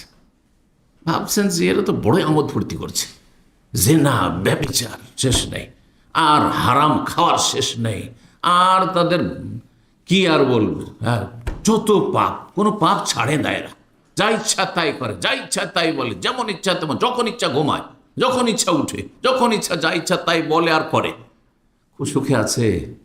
সারা পৃথিবীর পরিসংখ্যান বলছে, যারা যত বেশি আল্লাহর দিন থেকে দূরে, তারা তত বেশি আত্মহত্যা করে এবং ডিপ্রেশনে ভুগছে। আর যত বেশি দিনদার পরেশগার, জীবনে দেখেছেন দিনদার পরেশগার লোক সত্যিকার অর্থে ইসলাম বুঝে এবং আমল করে আত্মহত্যা করেছে, অসম্ভব কথা, অত সহজ না বিষয়টি। ডিপ্রেশনে ভুগবে না, মানসিক কোনো অশান্তি হবে না, কারণ যে কোনো অবস্থায় ও জানছে যে আমার সবটাই ইবাদত, যদি আল্লাহর কাছে কিছু পাই শুকরিয়া আদায় করো, সেটাও ইবাদত, না পায় যদি আল্লাহ কষ্টে রাখেন তো সবর করব, সেটাও এবার ইন্নাল্লাহ মাস, আল্লাহ আমার সাথে আছেন। হ্যাঁ, ইন্নাল্লাহ মাস সাবেরি, ধৈর্যশীলদের সাথে আল্লাহ আছেন। এগুলো হচ্ছে আমাদের সম্বল, সুখেও সম্বল, দুঃখেও সম্বল। কোনো অবস্থায় আমরা নিরাশ হব না এবং আমরা কোনো উদ্বেগ অনুভব করব না। আল্লাহ যেন হেফাজত করেন। ওমান আরাজ আন যিকরি ফাইন্নাহু লাহু মাঈশাতান নাহশুরুহু ইয়াওমাল কিয়ামাতি, কিয়ামতের দিনে অন্ধ করে আল্লাহ উঠাবেন বলছেন। ইবনে আব্বাস রাদিয়াল্লাহু তাআলা আনহু এই কথাটি যে বললেন যে আল্লাহ জামানত নিয়েছেন কোরআন পাঠকারী আমলকারীদের জন্য, যে তারা কখনো বিভ্রান্ত হবে না জান্নাতের পথ থেকে এবং তারা কখনো হতভাগা হবে না, ভাগ্য খারাপ তাদের হবে না। এই কথাটি ইমাম ইবনে তাইমিয়া রাহিমাহুল্লাহ তার মাজমুয়া ফাতাওয়া 37 খণ্ডে রয়েছে, তার তৃতীয় খণ্ড 410 পৃষ্ঠায় উল্লেখ করেছে। অত্যন্ত গুরুত্বপূর্ণ কথা। আল্লাহ আমাদের জামানত নিয়েছে, আল্লাহ স্বয়ং আমাদের দায়িত্ব, যিনি সব কিছুর মালিক, তিনি আপনার জিম্মেদারি নিয়েছেন, দায়িত্ব নিয়েছেন। আমলের গুরুত্ব সম্পর্কে আরেকটি হাদিস শোনায় সহিহ বুখারী 4671 নম্বর হাদিস। আবু মুসা আশআরী রাদিয়াল্লাহু তাআলা আনহু বলছেন যে আল মুমিন আল্লাযী ইয়াকরাউল কোরআন, যেই ঈমানদার ব্যক্তি কোরআন পাঠ করে, ওয়া ইয়ামালু বিহি, এবং কোরআন অনুযায়ী আমল করে, কাল উতরুজ্জা, সে হচ্ছে উতরুজ্জা ফলের মতো। উতরুজ্জা ফল এক ধরনের আপনার এমন লেবু যেটি আজকাল ধরেন আপনার এই যে বর্তুকাল দেখছেন না, মৌসুমি, যেটাকে বাংলা কি বলছেন এটাকে, বর্তুকাল এখানকার মৌসুমি, অথবা কমলা লেবু বলি, তাহলে আরো বুঝতে সুবিধা, তাই না? কমলা লেবুর কি আছে, স্বাদও আছে আর একটা ঘ্রাণও আছে। যদি উতরুজ্জা এর কাছাকাছি, তাতে সেন্টও আছে, ঘ্রাণও আছে কমলা লেবুর মতো, আর খেতেও স্বাদ আছে উতরুজ্জা। মদিনা ইউনিভার্সিটিতে যখন এই হাদিসটি আমাদের ওস্তাদ প্রফেসর আল কাসিমের ছিলেন, তিনি ডক্টর, পড়াতে এসেছিলেন, বুখারী দার্স ছিল আর এই হাদিসটি ছিল আমাদের, তখন তিনি উতরুজ্জা ফলটা নিয়ে এসেছিলেন। উতরুজ্জা ফল সেটি এক ধরনের সান্তারা, অনেকে সান্তারা বলেন, বুঝেন সান্তারা? জি হ্যাঁ। তো এক ধরনের ফল, আর তাতে সেন্টও আছে, তেমনই খেতেও স্বাদ। সেটি নিয়ে এসে দেখিয়েছিলেন। বলছেন যে যেই ব্যক্তি কোরআন পড়ে এবং আমল করে, যে দুটো কাজ করে, তাহলে দুটো গুণ তার মধ্যে আছে। তার উদাহরণ হচ্ছে এমন সান্তারার মতো তামহা তাইয়্যিবুন, যার স্বাদও কি মজা, আর রিহ হাতে, তার ঘ্রাণও হচ্ছে বড়ই সুন্দর ঘ্রাণ। আর এক মুমিন আছে, ইমানদার ঠিকই আমল করে, কিন্তু লা ইয়াকরাউল কোরআন, গোটা বছর কোরআন খুলে দেখে না, কোরআন পড়ে না, বা কোরআন বুঝেও না, কোরআনের না তেলাওয়াত করে না, কোরআনের অর্থই বুঝে, কিন্তু আমল করে। তার মধ্যে একটি গুণ আছে, কি ইমানের সাথে কি গুণ আছে? পাঠ করে না কিন্তু আমল করে। সুতরাং কাত্তামরা, তার উদাহরণ হচ্ছে খেজুরের মতো। সঙ্গেন খেজুর, কিছু পাবেন, সেন্ট নাই, হ্যাঁ, গ্রান নাই, কিন্তু কি মজা আর কি শক্তিশালী, হ্যাঁ, ফুড। ওয়ালা রিহা লাহা, কিন্তু তাতে কোনো সুঘ্রাণ নেই। আর তৃতীয় নম্বর, এমন মুনাফিক জন্মসূত্রে মুসলিম, আল্লাযী ইয়াকরাউল কোরআন, কোরআন আবার পড়ে, কারণ দেখাইতে হবে লোকজনকে আমি মুসল্লি, কোরআন পড়ি, দাঁড়িয়ে রেখেছি, বাহ্যিক কিছু বেশভূষা দেখাইতে হবে, কিন্তু আমল করে না। আমল কোরআন পড়ে কিন্তু আমল করে না। হাফেজে কোরআন হয়েছে আর কারি সাহেব হয়েছে, মাদ্রাসা পড়ে হুজুর হয়েছে, হজরত হয়েছে, কিন্তু ফজরের নামাজে খুঁজে পাওয়া যায় না। হ্যাঁ, বিভিন্ন পাপে জড়িয়ে আছে। সৌদি আরবে সে ভিসার ব্যবসায় জড়িত, এইসব মোল্লাগুলো, এক সাইড বিদাতি মোল্লা আছে। তো বলছেন না, এই হচ্ছে এমন কপড় যে কার রাইহানা, এ হচ্ছে এক ধরনের রাইহানা ফুলের মতো, বা রাইহানা আপনার একটা গাছ আছে, সেই গাছের ফলের মতো। রিহা তাইয়্যিব, তার ঘ্রাণ তো খুব সুন্দর। রায়হানা মানে তার ঘ্রাণ, ওর নামই রায়হানা। এই জন্য আমাদের দেশে মেয়েদের নাম রায়হানা কেন রাখে? হ্যাঁ, কারণ ওতে কি আছে, সেন্ট আছে, রিহ থেকে রায়হানা। তো ওর রিহটা তো মানে ওর ঘ্রাণটা তো খুব সুন্দর, কিন্তু মহামরণ, এই রায়হানা ফলের যে ফলটা হয়, সেটা যদি একটা কামড় দেন তো আপনার এই তিতায় অবস্থা খারাপ হয়ে যাবে, এত তিতা বলছে, খুব তিতা। আর 4 নম্বর একবার নিম্নমানের, হ্যাঁ, 3 নম্বরটাও নিম্নমানের, কিন্তু তার চেয়ে 3 নিম্নমানের কে, এমন মুনাফিক যে কোরআন পড়েও না আর আমলও করে না। মুনাফিক কোরআন পড়েন না, আমলও করে না। কাল হানজালা, হচ্ছে হানজালা ফলের মতো। হানজালা ফল মানে হচ্ছে আমাদের দেশে যেটাকে মাকাল ফল বলে, বোঝেন? মাকাল বুঝেন? মাকাল ফল, এটা তো আমাদের দেশে প্রবাদ আছে। আরে এই মাকাল রে মাকাল, মানে এর মধ্যে হ্যাঁ কি বলছেন কেমন, এটা তা মহামুরুন, স্বাদ তো খুবই তিতা, আও খাবিসুন, বড়ই নোংরা স্বাদ, ও রিহুহা মুররুন, তাতে কিছু নেই কিন্তু দেখতে সুন্দর নয়। বলছে ওয়া খাবিস ওয়া রিহুহা মুররুন, এই হানজালা ফল এত তিতা আর এত দেখতে খারাপ। তাই বলছেন নবী সাল্লাল্লাহু আলাইহি সাল্লাম যে যেমন স্বাদটাও তিতা আর খবিস নোংরা, তেমনি তার হ্যাঁ কি রিহুহা, তার যে ঘ্রাণ সেটাও খারাপ, মুররুন সেটাও তিতা, মানে সেটাও বরদাস্ত করা যায় না। কয়টি হলো? তিনটি হয়েছে। 4 নম্বর, কোরআনের হক হচ্ছে কোরআন দিয়ে সার্বিক জীবনে ফয়সালা নেওয়া, শুধু আদালতে নয়, ব্যক্তি জীবনে, আপনার জীবনে ফয়সালা, আপনার জীবনে কোনটা করব কোনটা করব না, এই ফয়সালা নিতে হবে কি থেকে? কোরআন থেকে। পারিবারিক জীবনে স্বামী স্ত্রী সম্পর্ক, তুমি কেমন চলবে আমার স্ত্রী হিসাবে, আমি তোমার সাথে কেমন চলবো, এটা হচ্ছে ফয়সালা, কোরআন দিয়ে ফয়সালা। সমস্যা হয়েছে স্বামী দাম্পত্য জীবনে, ছেলে মেয়েদের সাথে সমস্যা হয়েছে, বাপ ভাইয়ের সাথে সমস্যা হয়েছে, সমাধান নিতে হবে, পারিবারিক বিচার, সেটা কী দিয়ে হবে? কিন্তু আমাদের দেশে সামাজিক বিচারগুলি সব জাহিলিয়াতের বিচার হয়, সামাজিক বিচারে কোনো আলেমকে রাখা হয় না।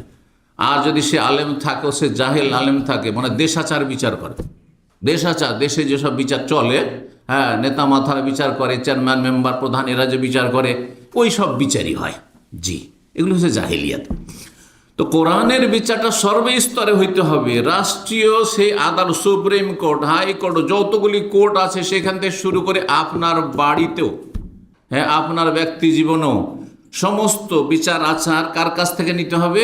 কোরআন থেকে ফয়সালা নিতে হবে, দিনের মৌলিক বিষয়গুলিতেও আর দিনের শাখা প্রশাখাতেও। দিনের মৌলিক বিষয় মানে সেগুলি হচ্ছে ইমানের বিষয়, আকীদার বিষয়, গুরুত্বপূর্ণ বিষয়, যেমন 5 ওয়াক্ত সালাত ফরজ, যদিও ইবাদত, 5 ওয়াক্ত সালাত ফরজ গুরুত্বপূর্ণ মৌলিক বিষয়। তারপরে জাকাত ফরজ বছরে একবার, রমজান মাসের রোজা ফরজ, এগুলো মৌলিক বিষয়। আর তারপরে রোজার নিয়ম কানুন, এগুলো হচ্ছে শাখা প্রশাখা, নিয়ম নীতিমালা, বাধা নিষেধ। তারপরে জাকাতের বিধিবিধান, মশলা। আর তারপরে ধরেন নামাজের তরিকা, নামাজে 1 রাকাতে কয়টি রুকু কয়টি সেজদা, আর তারপর রুকু আগে না সেজদা আগে, আর তারপরে কোনখানে কি পড়তে হবে। এখন কেউ যদি সামি আল্লাহ লিমান হামিদার জায়গায় যদি আল্লাহ আকবার পড়ে চলবে? সুবহানাল্লাহ পড়ে চলবে?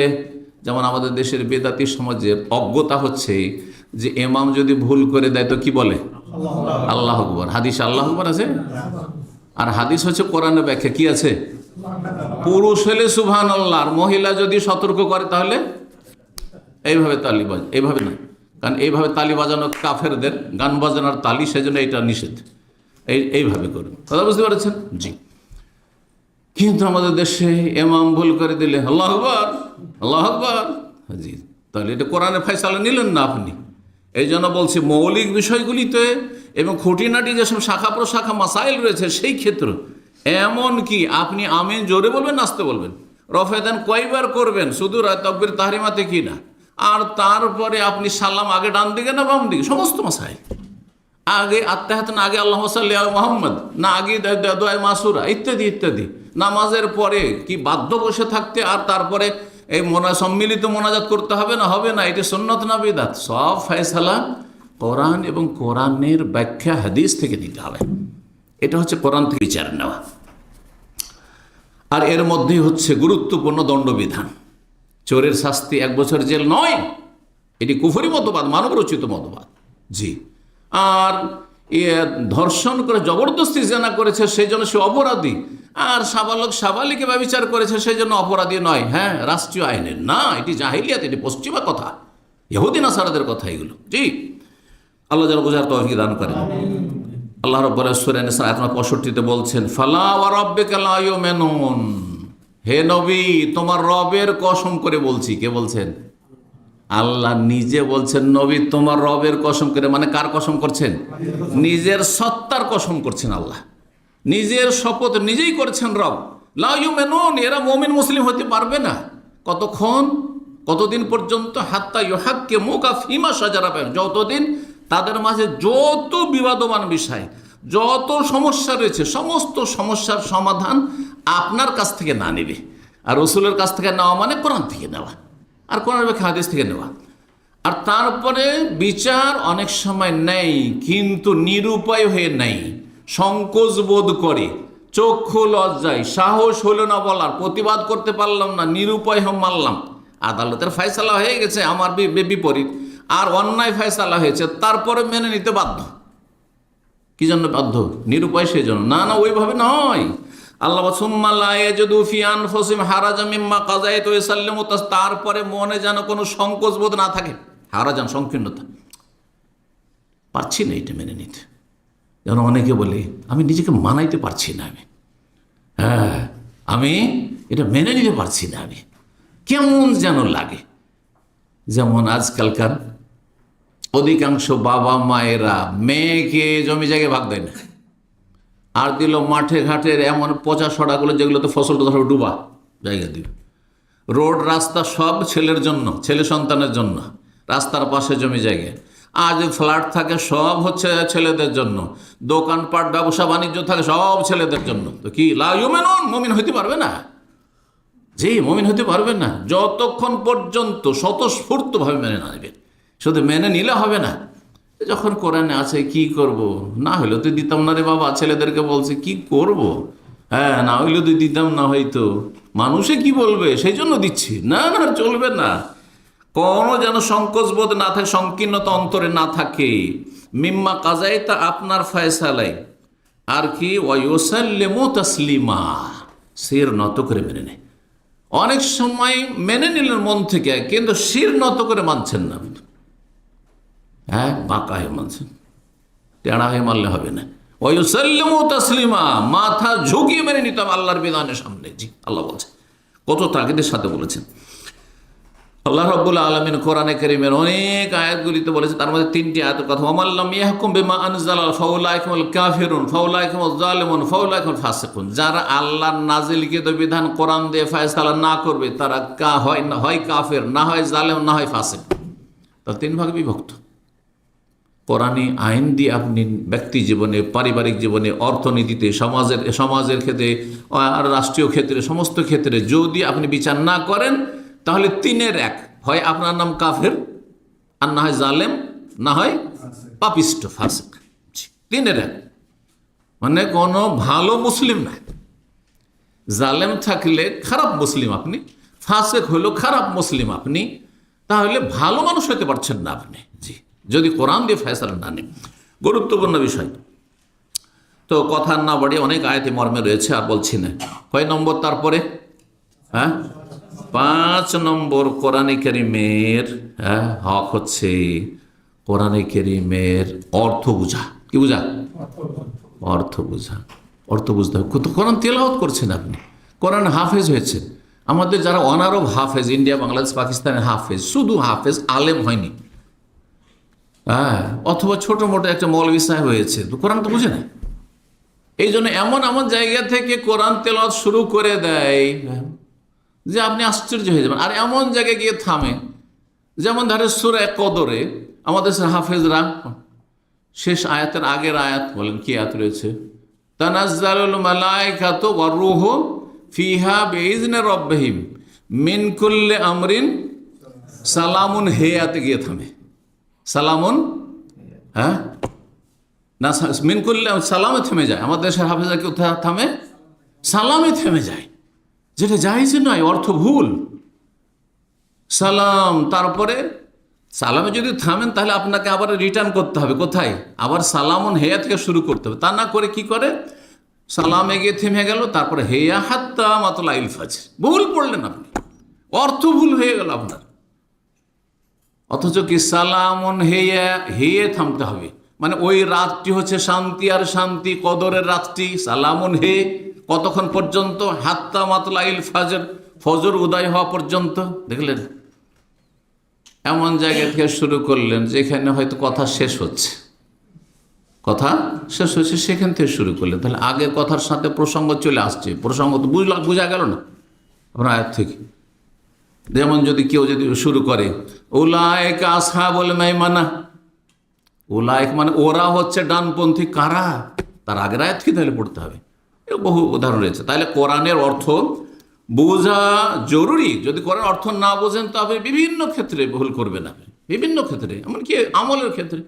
কোরআনের হাফেজ কোরআন বিরোধী আমল করছে, কিন্তু একজন কোরআনের আলেম হবে, অর্থ বুঝছে, আয়াতটা যখন মনে পড়বে, আরে কী কাজ করছি আমি তো জানছি যে আল্লাহ কথা বলেছেন আমাকে, এটা তো আমাকে সম্বোধন করা হয়েছে। হাকিমুস সালাহ ওয়ালা তাকরাবুজ জিনা, ব্যভিচারের কাছে যেতে নিষেধ করা হয়েছে। ওয়ালা তাকরাউল ফাওয়াহিশ, নোংরামি কাজে যেও না। হ্যাঁ, নোংরামি কাজ করে সমকামিতে, আউযু বিল্লাহ। ওয়ালা তাকরাউল ফাওয়াহিশার অর্থ যদি বুঝতো, তাহলে একজন হাফেজ, একজন কারিকে সমকামী হইতে পারে? এই বোধ চরিত্র নোংরামি চরিত্র থাকতে পারে? কখনো থাকতে পারে না। হয় বেআমল সে, আর না হলে জাহেল সে। অর্থে বোঝে না, শুধু রেকর্ড করেছে, এখানে ক্যাসেটে রেকর্ড করা আছে। হাফেজ সিম্পল হাফেজ হচ্ছে আমরা ক্যাসেটের ফিতার মতো। জি, আল্লাহ বোঝার তৌফিক দান করেন। তাহলে কি বলছিলাম, কোরআনের অর্থ বুঝতে হবে, এটা অত্যন্ত জরুরি। কারণ আল্লাহ আপনার থেকে কি চেয়েছেন কেমন করে বুঝবেন? শুধু তেলাওয়াত করে বুঝবেন? হ্যাঁ, এলেম অর্জন মানে অর্থের জ্ঞান অর্জন করতে হবে। কয় নম্বর হক হইল? 5 নম্বর। 6 নম্বর হক এখানে শোনেন, সেটা হচ্ছে কোরআনে কারীম নিয়ে অর্থ বোঝার পরে আর একটা পদক্ষেপ আছে। সেটা যদি করতে পারেন তাহলে ঈমান আপনার সতেজ হবে। হ্যাঁ, ঈমান অত্যন্ত শক্তিশালী হবে। সেটা হচ্ছে তাদাব্বুরে কোরআন, কোরআন নিয়ে গভীরভাবে চিন্তা করা। যখন কোরআনের ভিতরে ঢুকে যাবেন আপনি, গভীরভাবে চিন্তা করে দেখবেন, তখন আপনার জীবনে একটা বিপ্লব আসবে। হঠাৎ করে এমন চেঞ্জিং এসছে, ভাবাই যায় না যে আপনি এত পরিবর্তন কি করে গেলেন। এত আপনি সতর্ক যে একটা পয়সা এদিক ওদিক করেন আপনি। হ্যাঁ, এ একটা সন্দেহের জায়গাতে আপনি যেতে চান না। হ্যাঁ, এ একটা সন্দেহের জিনিস আপনি নিতেই চান না। আপনি কত সতর্ক, অত ছিলেন, খুব খারাপ ময়দানে ছিলেন আপনি, খুব খারাপ মানুষ ছিলেন। এটা হচ্ছে তাদাব্বুরে কোরআন। কোরআনের বেশ কিছু আয়াতে এদিকে আহ্বান করা হয়েছে। সূরা সাদের আয়াত নম্বর 29 আল্লাহ ইরশাদ করছেন, কিতাবুন আনজালনাহু ইলাইকা মুবারাক, আমি বরকতপূর্ণ কিতাব নাযিল করেছি হে নবী তোমার প্রতি। কি জন্য? লিয়াদ্দাব্বারু আয়াতিহি, যাতে করে মানব জাতি কোরআনের আয়াতগুলি নিয়ে গভীরভাবে চিন্তা করে, গবেষণা করে। গবেষণা মানে সায়েন্স টেকনোলজির গবেষণা নয়।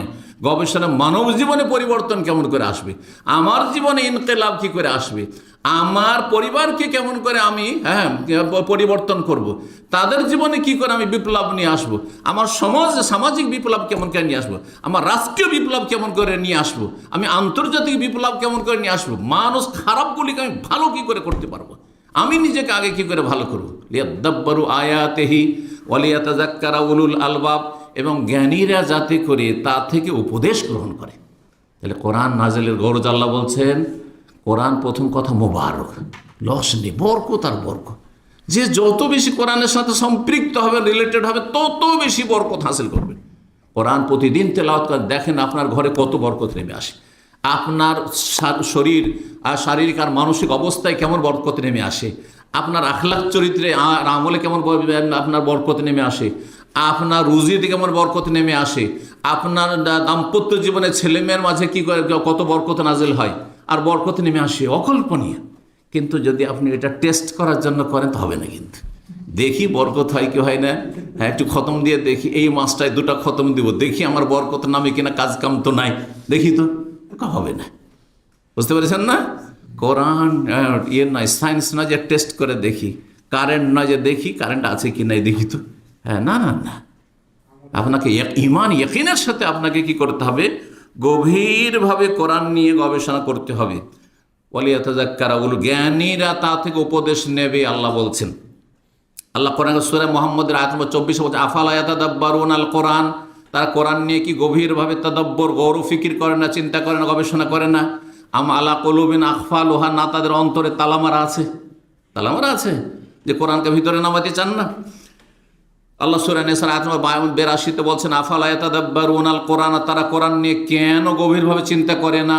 ওয়ালাউ কানা মিন ইনদি গায়রিল্লাহি লাওয়াজাদু ফি ইখতিলাফান কাসীরা, যদি আল্লাহ ছাড়া অন্যের পক্ষ থেকে মানব রচিত এই কিতাব হইতো, গ্রন্থ হইতো, তাহলে অনেক বিরোধ থাকতো, সাংঘর্ষিক হইতো। হ্যাঁ, সাংঘর্ষিক নয় কোরআন, একটি আয়াত বা একটি বিধান আর একটি বিধানের সাথে। কয়টি হক বললাম?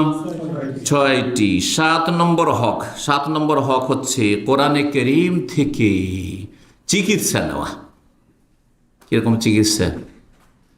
এই তাবিজের মাধ্যমে, হ্যাঁ আর বা অথবা কোনো কাগজে কোরআন লিখলেন, বাটিতে আমাদের দেশে লেখানো থাকে, আয়াতটা আয়াতুল কুরসি লেখা আছে, আর ওই বাটিটা ধুয়ে ধুয়ে পানি খায়। এই জন্য আচ্ছা, মানে আপনি যে ক্লিনিক সামনে আছে, ক্লিনিকে গিয়ে যদি প্রিসক্রিপশন, কোরআন হচ্ছে প্রিসক্রিপশন, আল্লাহর প্রিসক্রিপশন, বুঝেন তো? জি, আল্লাহর পথে প্রিসক্রিপশন, ডাক্তারের প্রিসক্রিপশন নিয়ে আসলেন, আর নিয়ে আসার পরে ওইটাকে সুন্দর করে একটা ভালো বাটিতে ধুইলেন, আর ধোয়ার পরে পানিটা যদি চুষে খান, লেখা আছে প্যানাডল নিতে হবে, তো আপনাকে বিপির ওষুধ নিতে হবে, আপনার কোলেস্ট্রলের ওষুধ নিতে হবে, সবগুলি ধুয়ে খেয়ে নিলেন, আপনি ভালো হবে রোগ? না। যখন এই রোগ ভালো হয় না, ঠিক ওই রকমই কোরআন ধুয়ে ধুয়ে পান করার জন্য নয়। আর কোরআন আপনার এই আচ্ছা প্রিসক্রিপশনটা যদি আপনি ভালো দামি তাবিজে ভরে বেঁধে রাখেন, কাজ হবে? হ্যাঁ, হবে না। কোরআন ওই রকমই, কোরআন বেঁধেও কাজ হবে না। যেমন ডাক্তারের প্রিসক্রিপশন যদি আপনি তাবিজ আকারে বেঁধে রাখেন, তা আপনার রোগ ভালো হবে না। তাহলে প্রিসক্রিপশনটা কী করতে হবে? নিয়ে ফার্মেসিতে যেতে হবে, ওষুধ নিতে হবে, যেইভাবে যতবার ব্যবহার করতে হবে, যেই নিয়মে ব্যবহার করে সেই নিয়মে সেবন করতে হবে আপনাকে, ঠিক কিনা? ওই রকমই কোরআনে কারীমে যেইভাবে আল্লাহ রাব্বুল আলামিন আমল করতে বলে, সেবন করতে হবে, সেইভাবে সেটার সেবন হইতে হবে। রব যেন তৌফিক দান করেন। কোরআনে কারীমের শেফা, আরে প্রিসক্রিপশনের শেফা তো শারীরিক আরোগ্য রয়েছে, কিন্তু কোরআনে মানসিক আরোগ্য রয়েছে। হ্যাঁ, অন্তরের রোগের চিকিৎসা রয়েছে, মানসিক রোগের চিকিৎসা রয়েছে, মেন্টাল ডিজিজের, শারীরিক রোগের চিকিৎসা রয়েছে, আর পারিবারিক রোগের চিকিৎসা রয়েছে, সমস্ত স্তরের রোগের চিকিৎসা রয়েছে কোরআনে কারীমে। কোরআনের বরকত যে শুধু কলবের চিকিৎসা করে না, কলবের সাথে কোরআনে এত বরকত যে শরীরের চিকিৎসা হয়। এই জন্য নবী সাল্লাল্লাহু আলাইহি ওয়াসাল্লাম সূরাতুল ফাতিহাতে শিফাউন মিন কুল্লি দা, সূরা ফাতিহা তো সব রোগের শিফা আছে।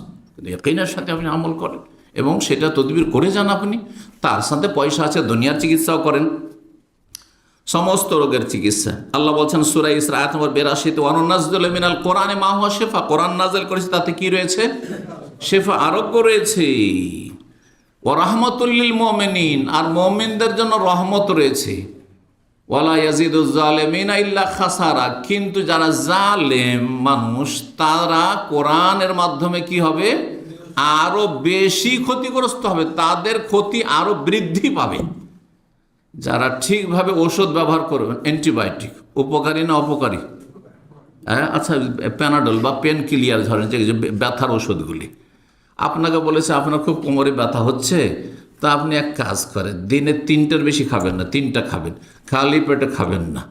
আপনি দিনে 3টা বারবার মনে রাখা, একবারই 3টা খাবো আমি, একবারই 3টা করে খান।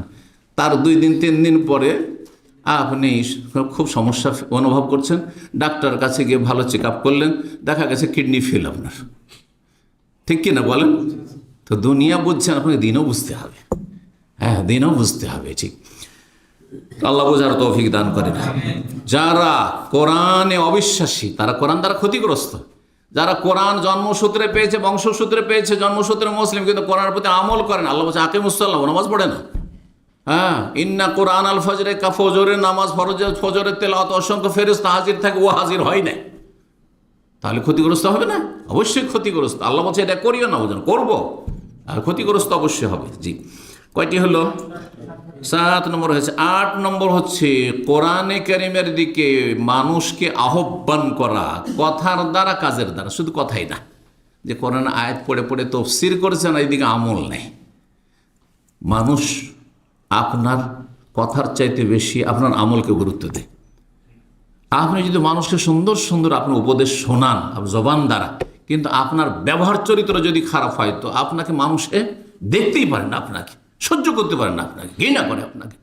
কিন্তু আপনি যদি সাইলেন্ট থাকতেন, একেবারে নীরব, আর আপনি কোরআনের প্রতি এমন আমল করছেন যে আমল দেখার এত অমায়িক লোক, এ তো মনে হচ্ছে মানুষ না, মানুষের ঊর্ধ্বে এ তো ফেরেশতা মনে হচ্ছে, তাহলে একে আমাকে ফলো করতে হবে, এরকে ফলো করতে হবে, কত শান্তিতে এরা আছে, ঠিক কিনা? এইভাবে সাহাবায়ে কেরামগণ তাবেঈনদের জামানায় ভারত, বাংলাদেশ, পাকিস্তান, যে অখণ্ড ভারত, সেখানে অমুসলিম হিন্দুদেরকে দাওয়াত দিয়েছে আমাদের সালাফ সালেহিনরা। তারা আখলাক চরিত্র দিয়ে দাওয়াত দিয়েছে।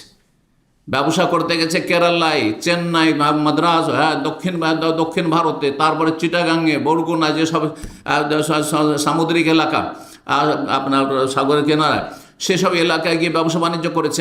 আমানতে একটা পয়সা এদিক ওদিক করেনি। বলে গেছে আপনার কাছে এটা থাকলো টাকা পয়সা, আবার এসে তাকে খোঁজ করে করে করে টাকা পয়সা দিয়ে গেছে তার বাড়িতে।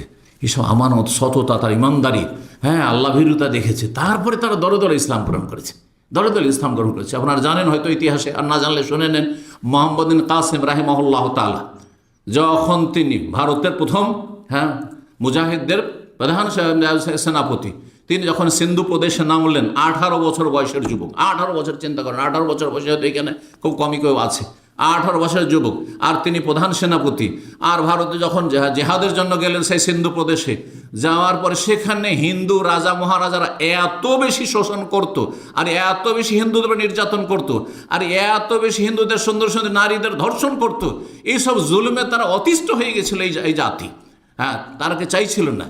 তিনি গিয়ে যখন সেখানে বিজয় লাভ করলেন আর সেখানে শান্তি প্রতিষ্ঠা করলেন, তখন হিন্দু জনগণ তাকে দেবতা বলে আখ্যায়িত করেছিল, যে আকাশ থেকে দেবতা এসেছে। জি, চিন্তা করুন আপনি।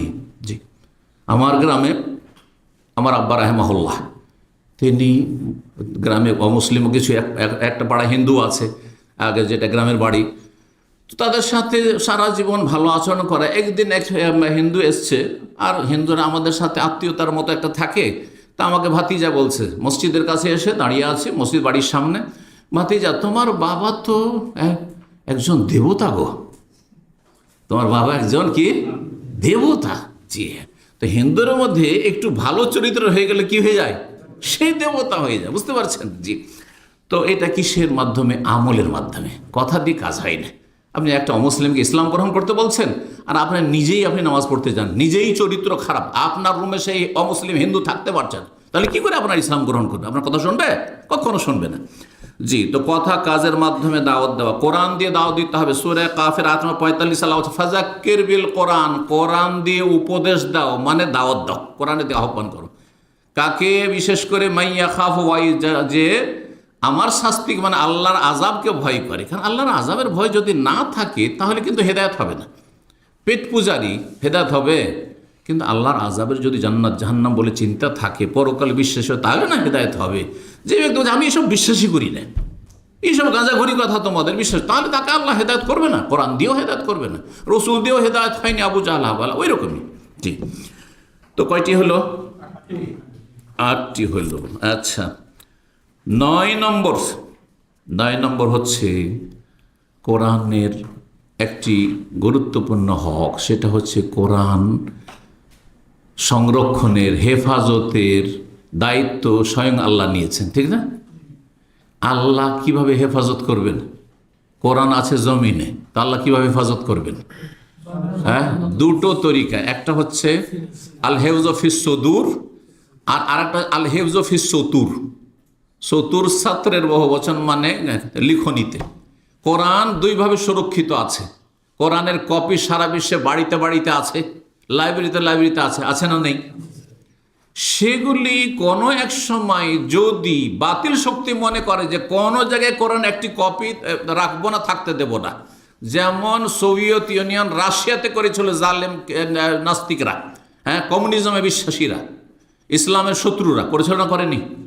1917 থেকে নিয়ে তাদের রক্তাক্ত বিপ্লবের পরে 70 বছর, 90-এর দশক পর্যন্ত রাশিয়া, যে বিশাল বৃহৎ রাশিয়া, যার নাম ছিল সোভিয়েত ইউনিয়ন ছিল, আপনারা জানেন হয়তো, আর দুনিয়ার একটি বড় শক্তি, পরাশক্তি ছিল আমেরিকার মতো, সেখানে কোরআন শিক্ষা এত বড় অপরাধ ছিল যে আন্ডারগ্রাউন্ডেও যদি জানতে পারে যে কোথাও কোরআন শিখছে, লুকিয়ে লুকিয়ে তারা কোরআন শিখাইতো, তাহলে তাদের বেঁচে থাকার কোনো অধিকার ছিল না। জি, তো সেখানে কোরআনে কারীমের কপি তো রাখতে দেয়নি, সব শেষ করে দেওয়া হয়েছে। তাহলে কোরআন কোথায় ছিল? যারা এই সুদূর অন্তরে রাখতে পেরেছে। তাহলে কোরআনের হেফাজতের আল্লাহ দায়িত্ব নিয়েছেন, মানব জাতিকে দিয়ে আল্লাহ ওটার হেফাজত করে নেবেন। তাহলে কি করতে হবে? কোরআনের হেফজও করতে হবে। তাহলে কোরআনের কপি, আচ্ছা কোরআনের কপি আরবিতে আছে, গোটা বাংলাদেশে যদি কোরআনের আরবিতে কপি থাকে, ভারতে কোরআনের আরবি কপির অভাব নাই, কিন্তু উর্দু ভাষায় কোনো কোরআন নাই, হিন্দি ভাষায় কোনো কোরআন নেই, বাংলা ভাষায় কোনো কোরআনের তর্জমা নেই, তাহলে এই জাতির লাভ কি হবে? তাহলে কোরআন বুঝতে হইলে নিজের ভাষাতে হইতে হবে, তাই না? তাহলে তর্জমা, তফসির করা, আর সেগুলির প্রচার প্রসার, সেগুলি ছাপানো, এটা কোরআন এখানে একটি হক। আর কোরআনের হাফেজ হওয়া, কোরআন হাফেজ আমাদের সমাজে থাকতে হবে। কারণ এমন একটা সময় দুর্দিন আসতে পারে যে কোরআনের কপি দুনিয়ায় নাই, কিন্তু অন্তরে কলবে এখানে মুখস্থ করা আছে। সুতরাং কোরআনের হেফজ করা এটি গুরুত্বপূর্ণ কিসের হক? হ্যাঁ, কোরআনের হক। তো তাহলে শব্দের হেফজ করা, হাফেজ হওয়া মানে শব্দের হাফেজ হওয়া। কয়টি হলো? আটটি হলো? হ্যাঁ, 9টি হয়ে গেছে না 8টি হয়েছে মনে হয়। 9 নম্বর হক। 9 নম্বর হক হচ্ছে কোরআনের অর্থটাও মুখস্থ করতে হবে। যেমন কোরআনের শব্দ মুখস্থ করতে হবে, তেমনি অর্থটাও জানার চেষ্টা করতে। আজকাল অধিকাংশ মুসলিমরা ছোট ছোট সূরাগুলি নামাজে পড়ছেন, সূরা ফাতিহারই অর্থ জানেন না, সূরা নাস, ফালাক, ইখলাসের অর্থ জানেন না, সূরা কাফিরুন, কুরাইশ কোনোটারই অর্থ জানেন না। তাহলে আপনার ইবাদতের কোয়ালিটি কেমন করে ভালো লাগবে? আপনার জীবনে পরিবর্তন কি করে আসবে? তাহলে এটা অর্থের হেফাজত। 10 নম্বর সর্বশেষ আরেকটি হক, আর সেটা দিয়ে শেষ করছি, কোরআন শোনা, মনোযোগী হয়ে শোনা। এটা একটি ইবাদত। যারা কোরআন পড়তে পারেন না, এখন শিখতে থাকেন। যতদিন শিখেননি আর কি করতে থাকেন? শুনতে থাকেন মনোযোগী হয়ে। কোরআন তেলাওয়াত হচ্ছে আর আপনি হইচই করছেন, হট্টগোল করছেন, অথবা আপনি শুনছেন না, অন্য মনস্ক মোবাইল টিপাটিপি করছেন, এটা উচিত নয় আপনার জন্য। কোরআন গাড়িতে চালিয়ে রেখেছেন আর 2 সঙ্গী পাশাপাশি বসে আছেন গাড়িতে, বা 4 জন বসে আছেন, গল্প করতে আছেন না। কোরআন শোনা একটি গুরুত্বপূর্ণ ইবাদত। মনোযোগী হয়ে শুনতে হবে। সব সময় পড়ার মতো পরিবেশ থাকে না, সব সময় পড়ার সুযোগ সুবিধা হয় না, আর তারপরে এনার্জিও থাকে না। কোরআন তেলাওয়াত সবসময় তো করতে পারেন না, কিন্তু শোনাটা দীর্ঘ টাইম ধরে করা যেতে পারে। তাহলে কোরআন শোনা একটি গুরুত্বপূর্ণ ইবাদত। সূরা আরাফের আয়াত নম্বর 204-এ আল্লাহ ইরশাদ করছেন, ওয়াইযা ক্বুরিআল কুরআনু ফাসতামিউ লাহু ওয়া আনসিতু লাআল্লাকুম তুরহামুন। যখন কোরআন কারীমের তেলাওয়াত হবে তখন তোমরা মনোযোগী হয়ে শুনিও। হ্যাঁ, কি করিও? ফাসতামিউ লাহু, মনোযোগী হয়ে। ইস্তেমা মানে মন লাগিয়ে শোনা, ভালো করে শোনা। ও আনসিতু, এবং নীরব চুপ থাকিও, কথা বলিও না, ডিস্টার্ব করিও না। তাহলে কি হবে? লাআল্লাকুম তুরহামুন, আল্লাহর রহমত তোমাদের উপর বর্ষিত হবে। এই ছিল 10টি হক যা আপনাদের সামনে পেশ করলাম। আল্লাহ যেন আমাদেরকে সেই হকগুলি আদায় করার তৌফিক দান করেন, সে সম্পর্কে উপকারী জ্ঞান দান করেন, এবং আমাদেরকে যত্ন নেওয়ার তৌফিক দান করেন, এই কোরআনের দিকে আহ্বান করার তৌফিক দান করেন, তার আগে নিজেকে আহ্বান করার তৌফিক দান করেন, কোরআনের রঙে রঞ্জিত হওয়ার তৌফিক দান করেন। আল্লাহ রাব্বুল আলামিন যেন আমাদেরকে আহলে কোরআন, কোরআন সুন্নাহর অনুসারী হিসাবে, আহলে কোরআন মানে আমাদের দেশে হাদিস অস্বীকারী, এরা ইসলামের দুশমন, জি, তাদের দলে নাই, আল্লাহ সেই দলে শামিল করেন। ওয়া জাযাকুমুল্লাহু খাইরান, জান্নাতুল ফিরদৌস দান করেন। কোরআনের মাধ্যমে আল্লাহ জাহান্নাম থেকে রক্ষা করেন। সুবহান রাব্বিকা রাব্বিল ইজ্জাতি আম্মা ইয়াসিফুন ওয়া সালামুন আলাল মুরসালিন ওয়ালহামদুলিল্লাহি রাব্বিল আলামিন।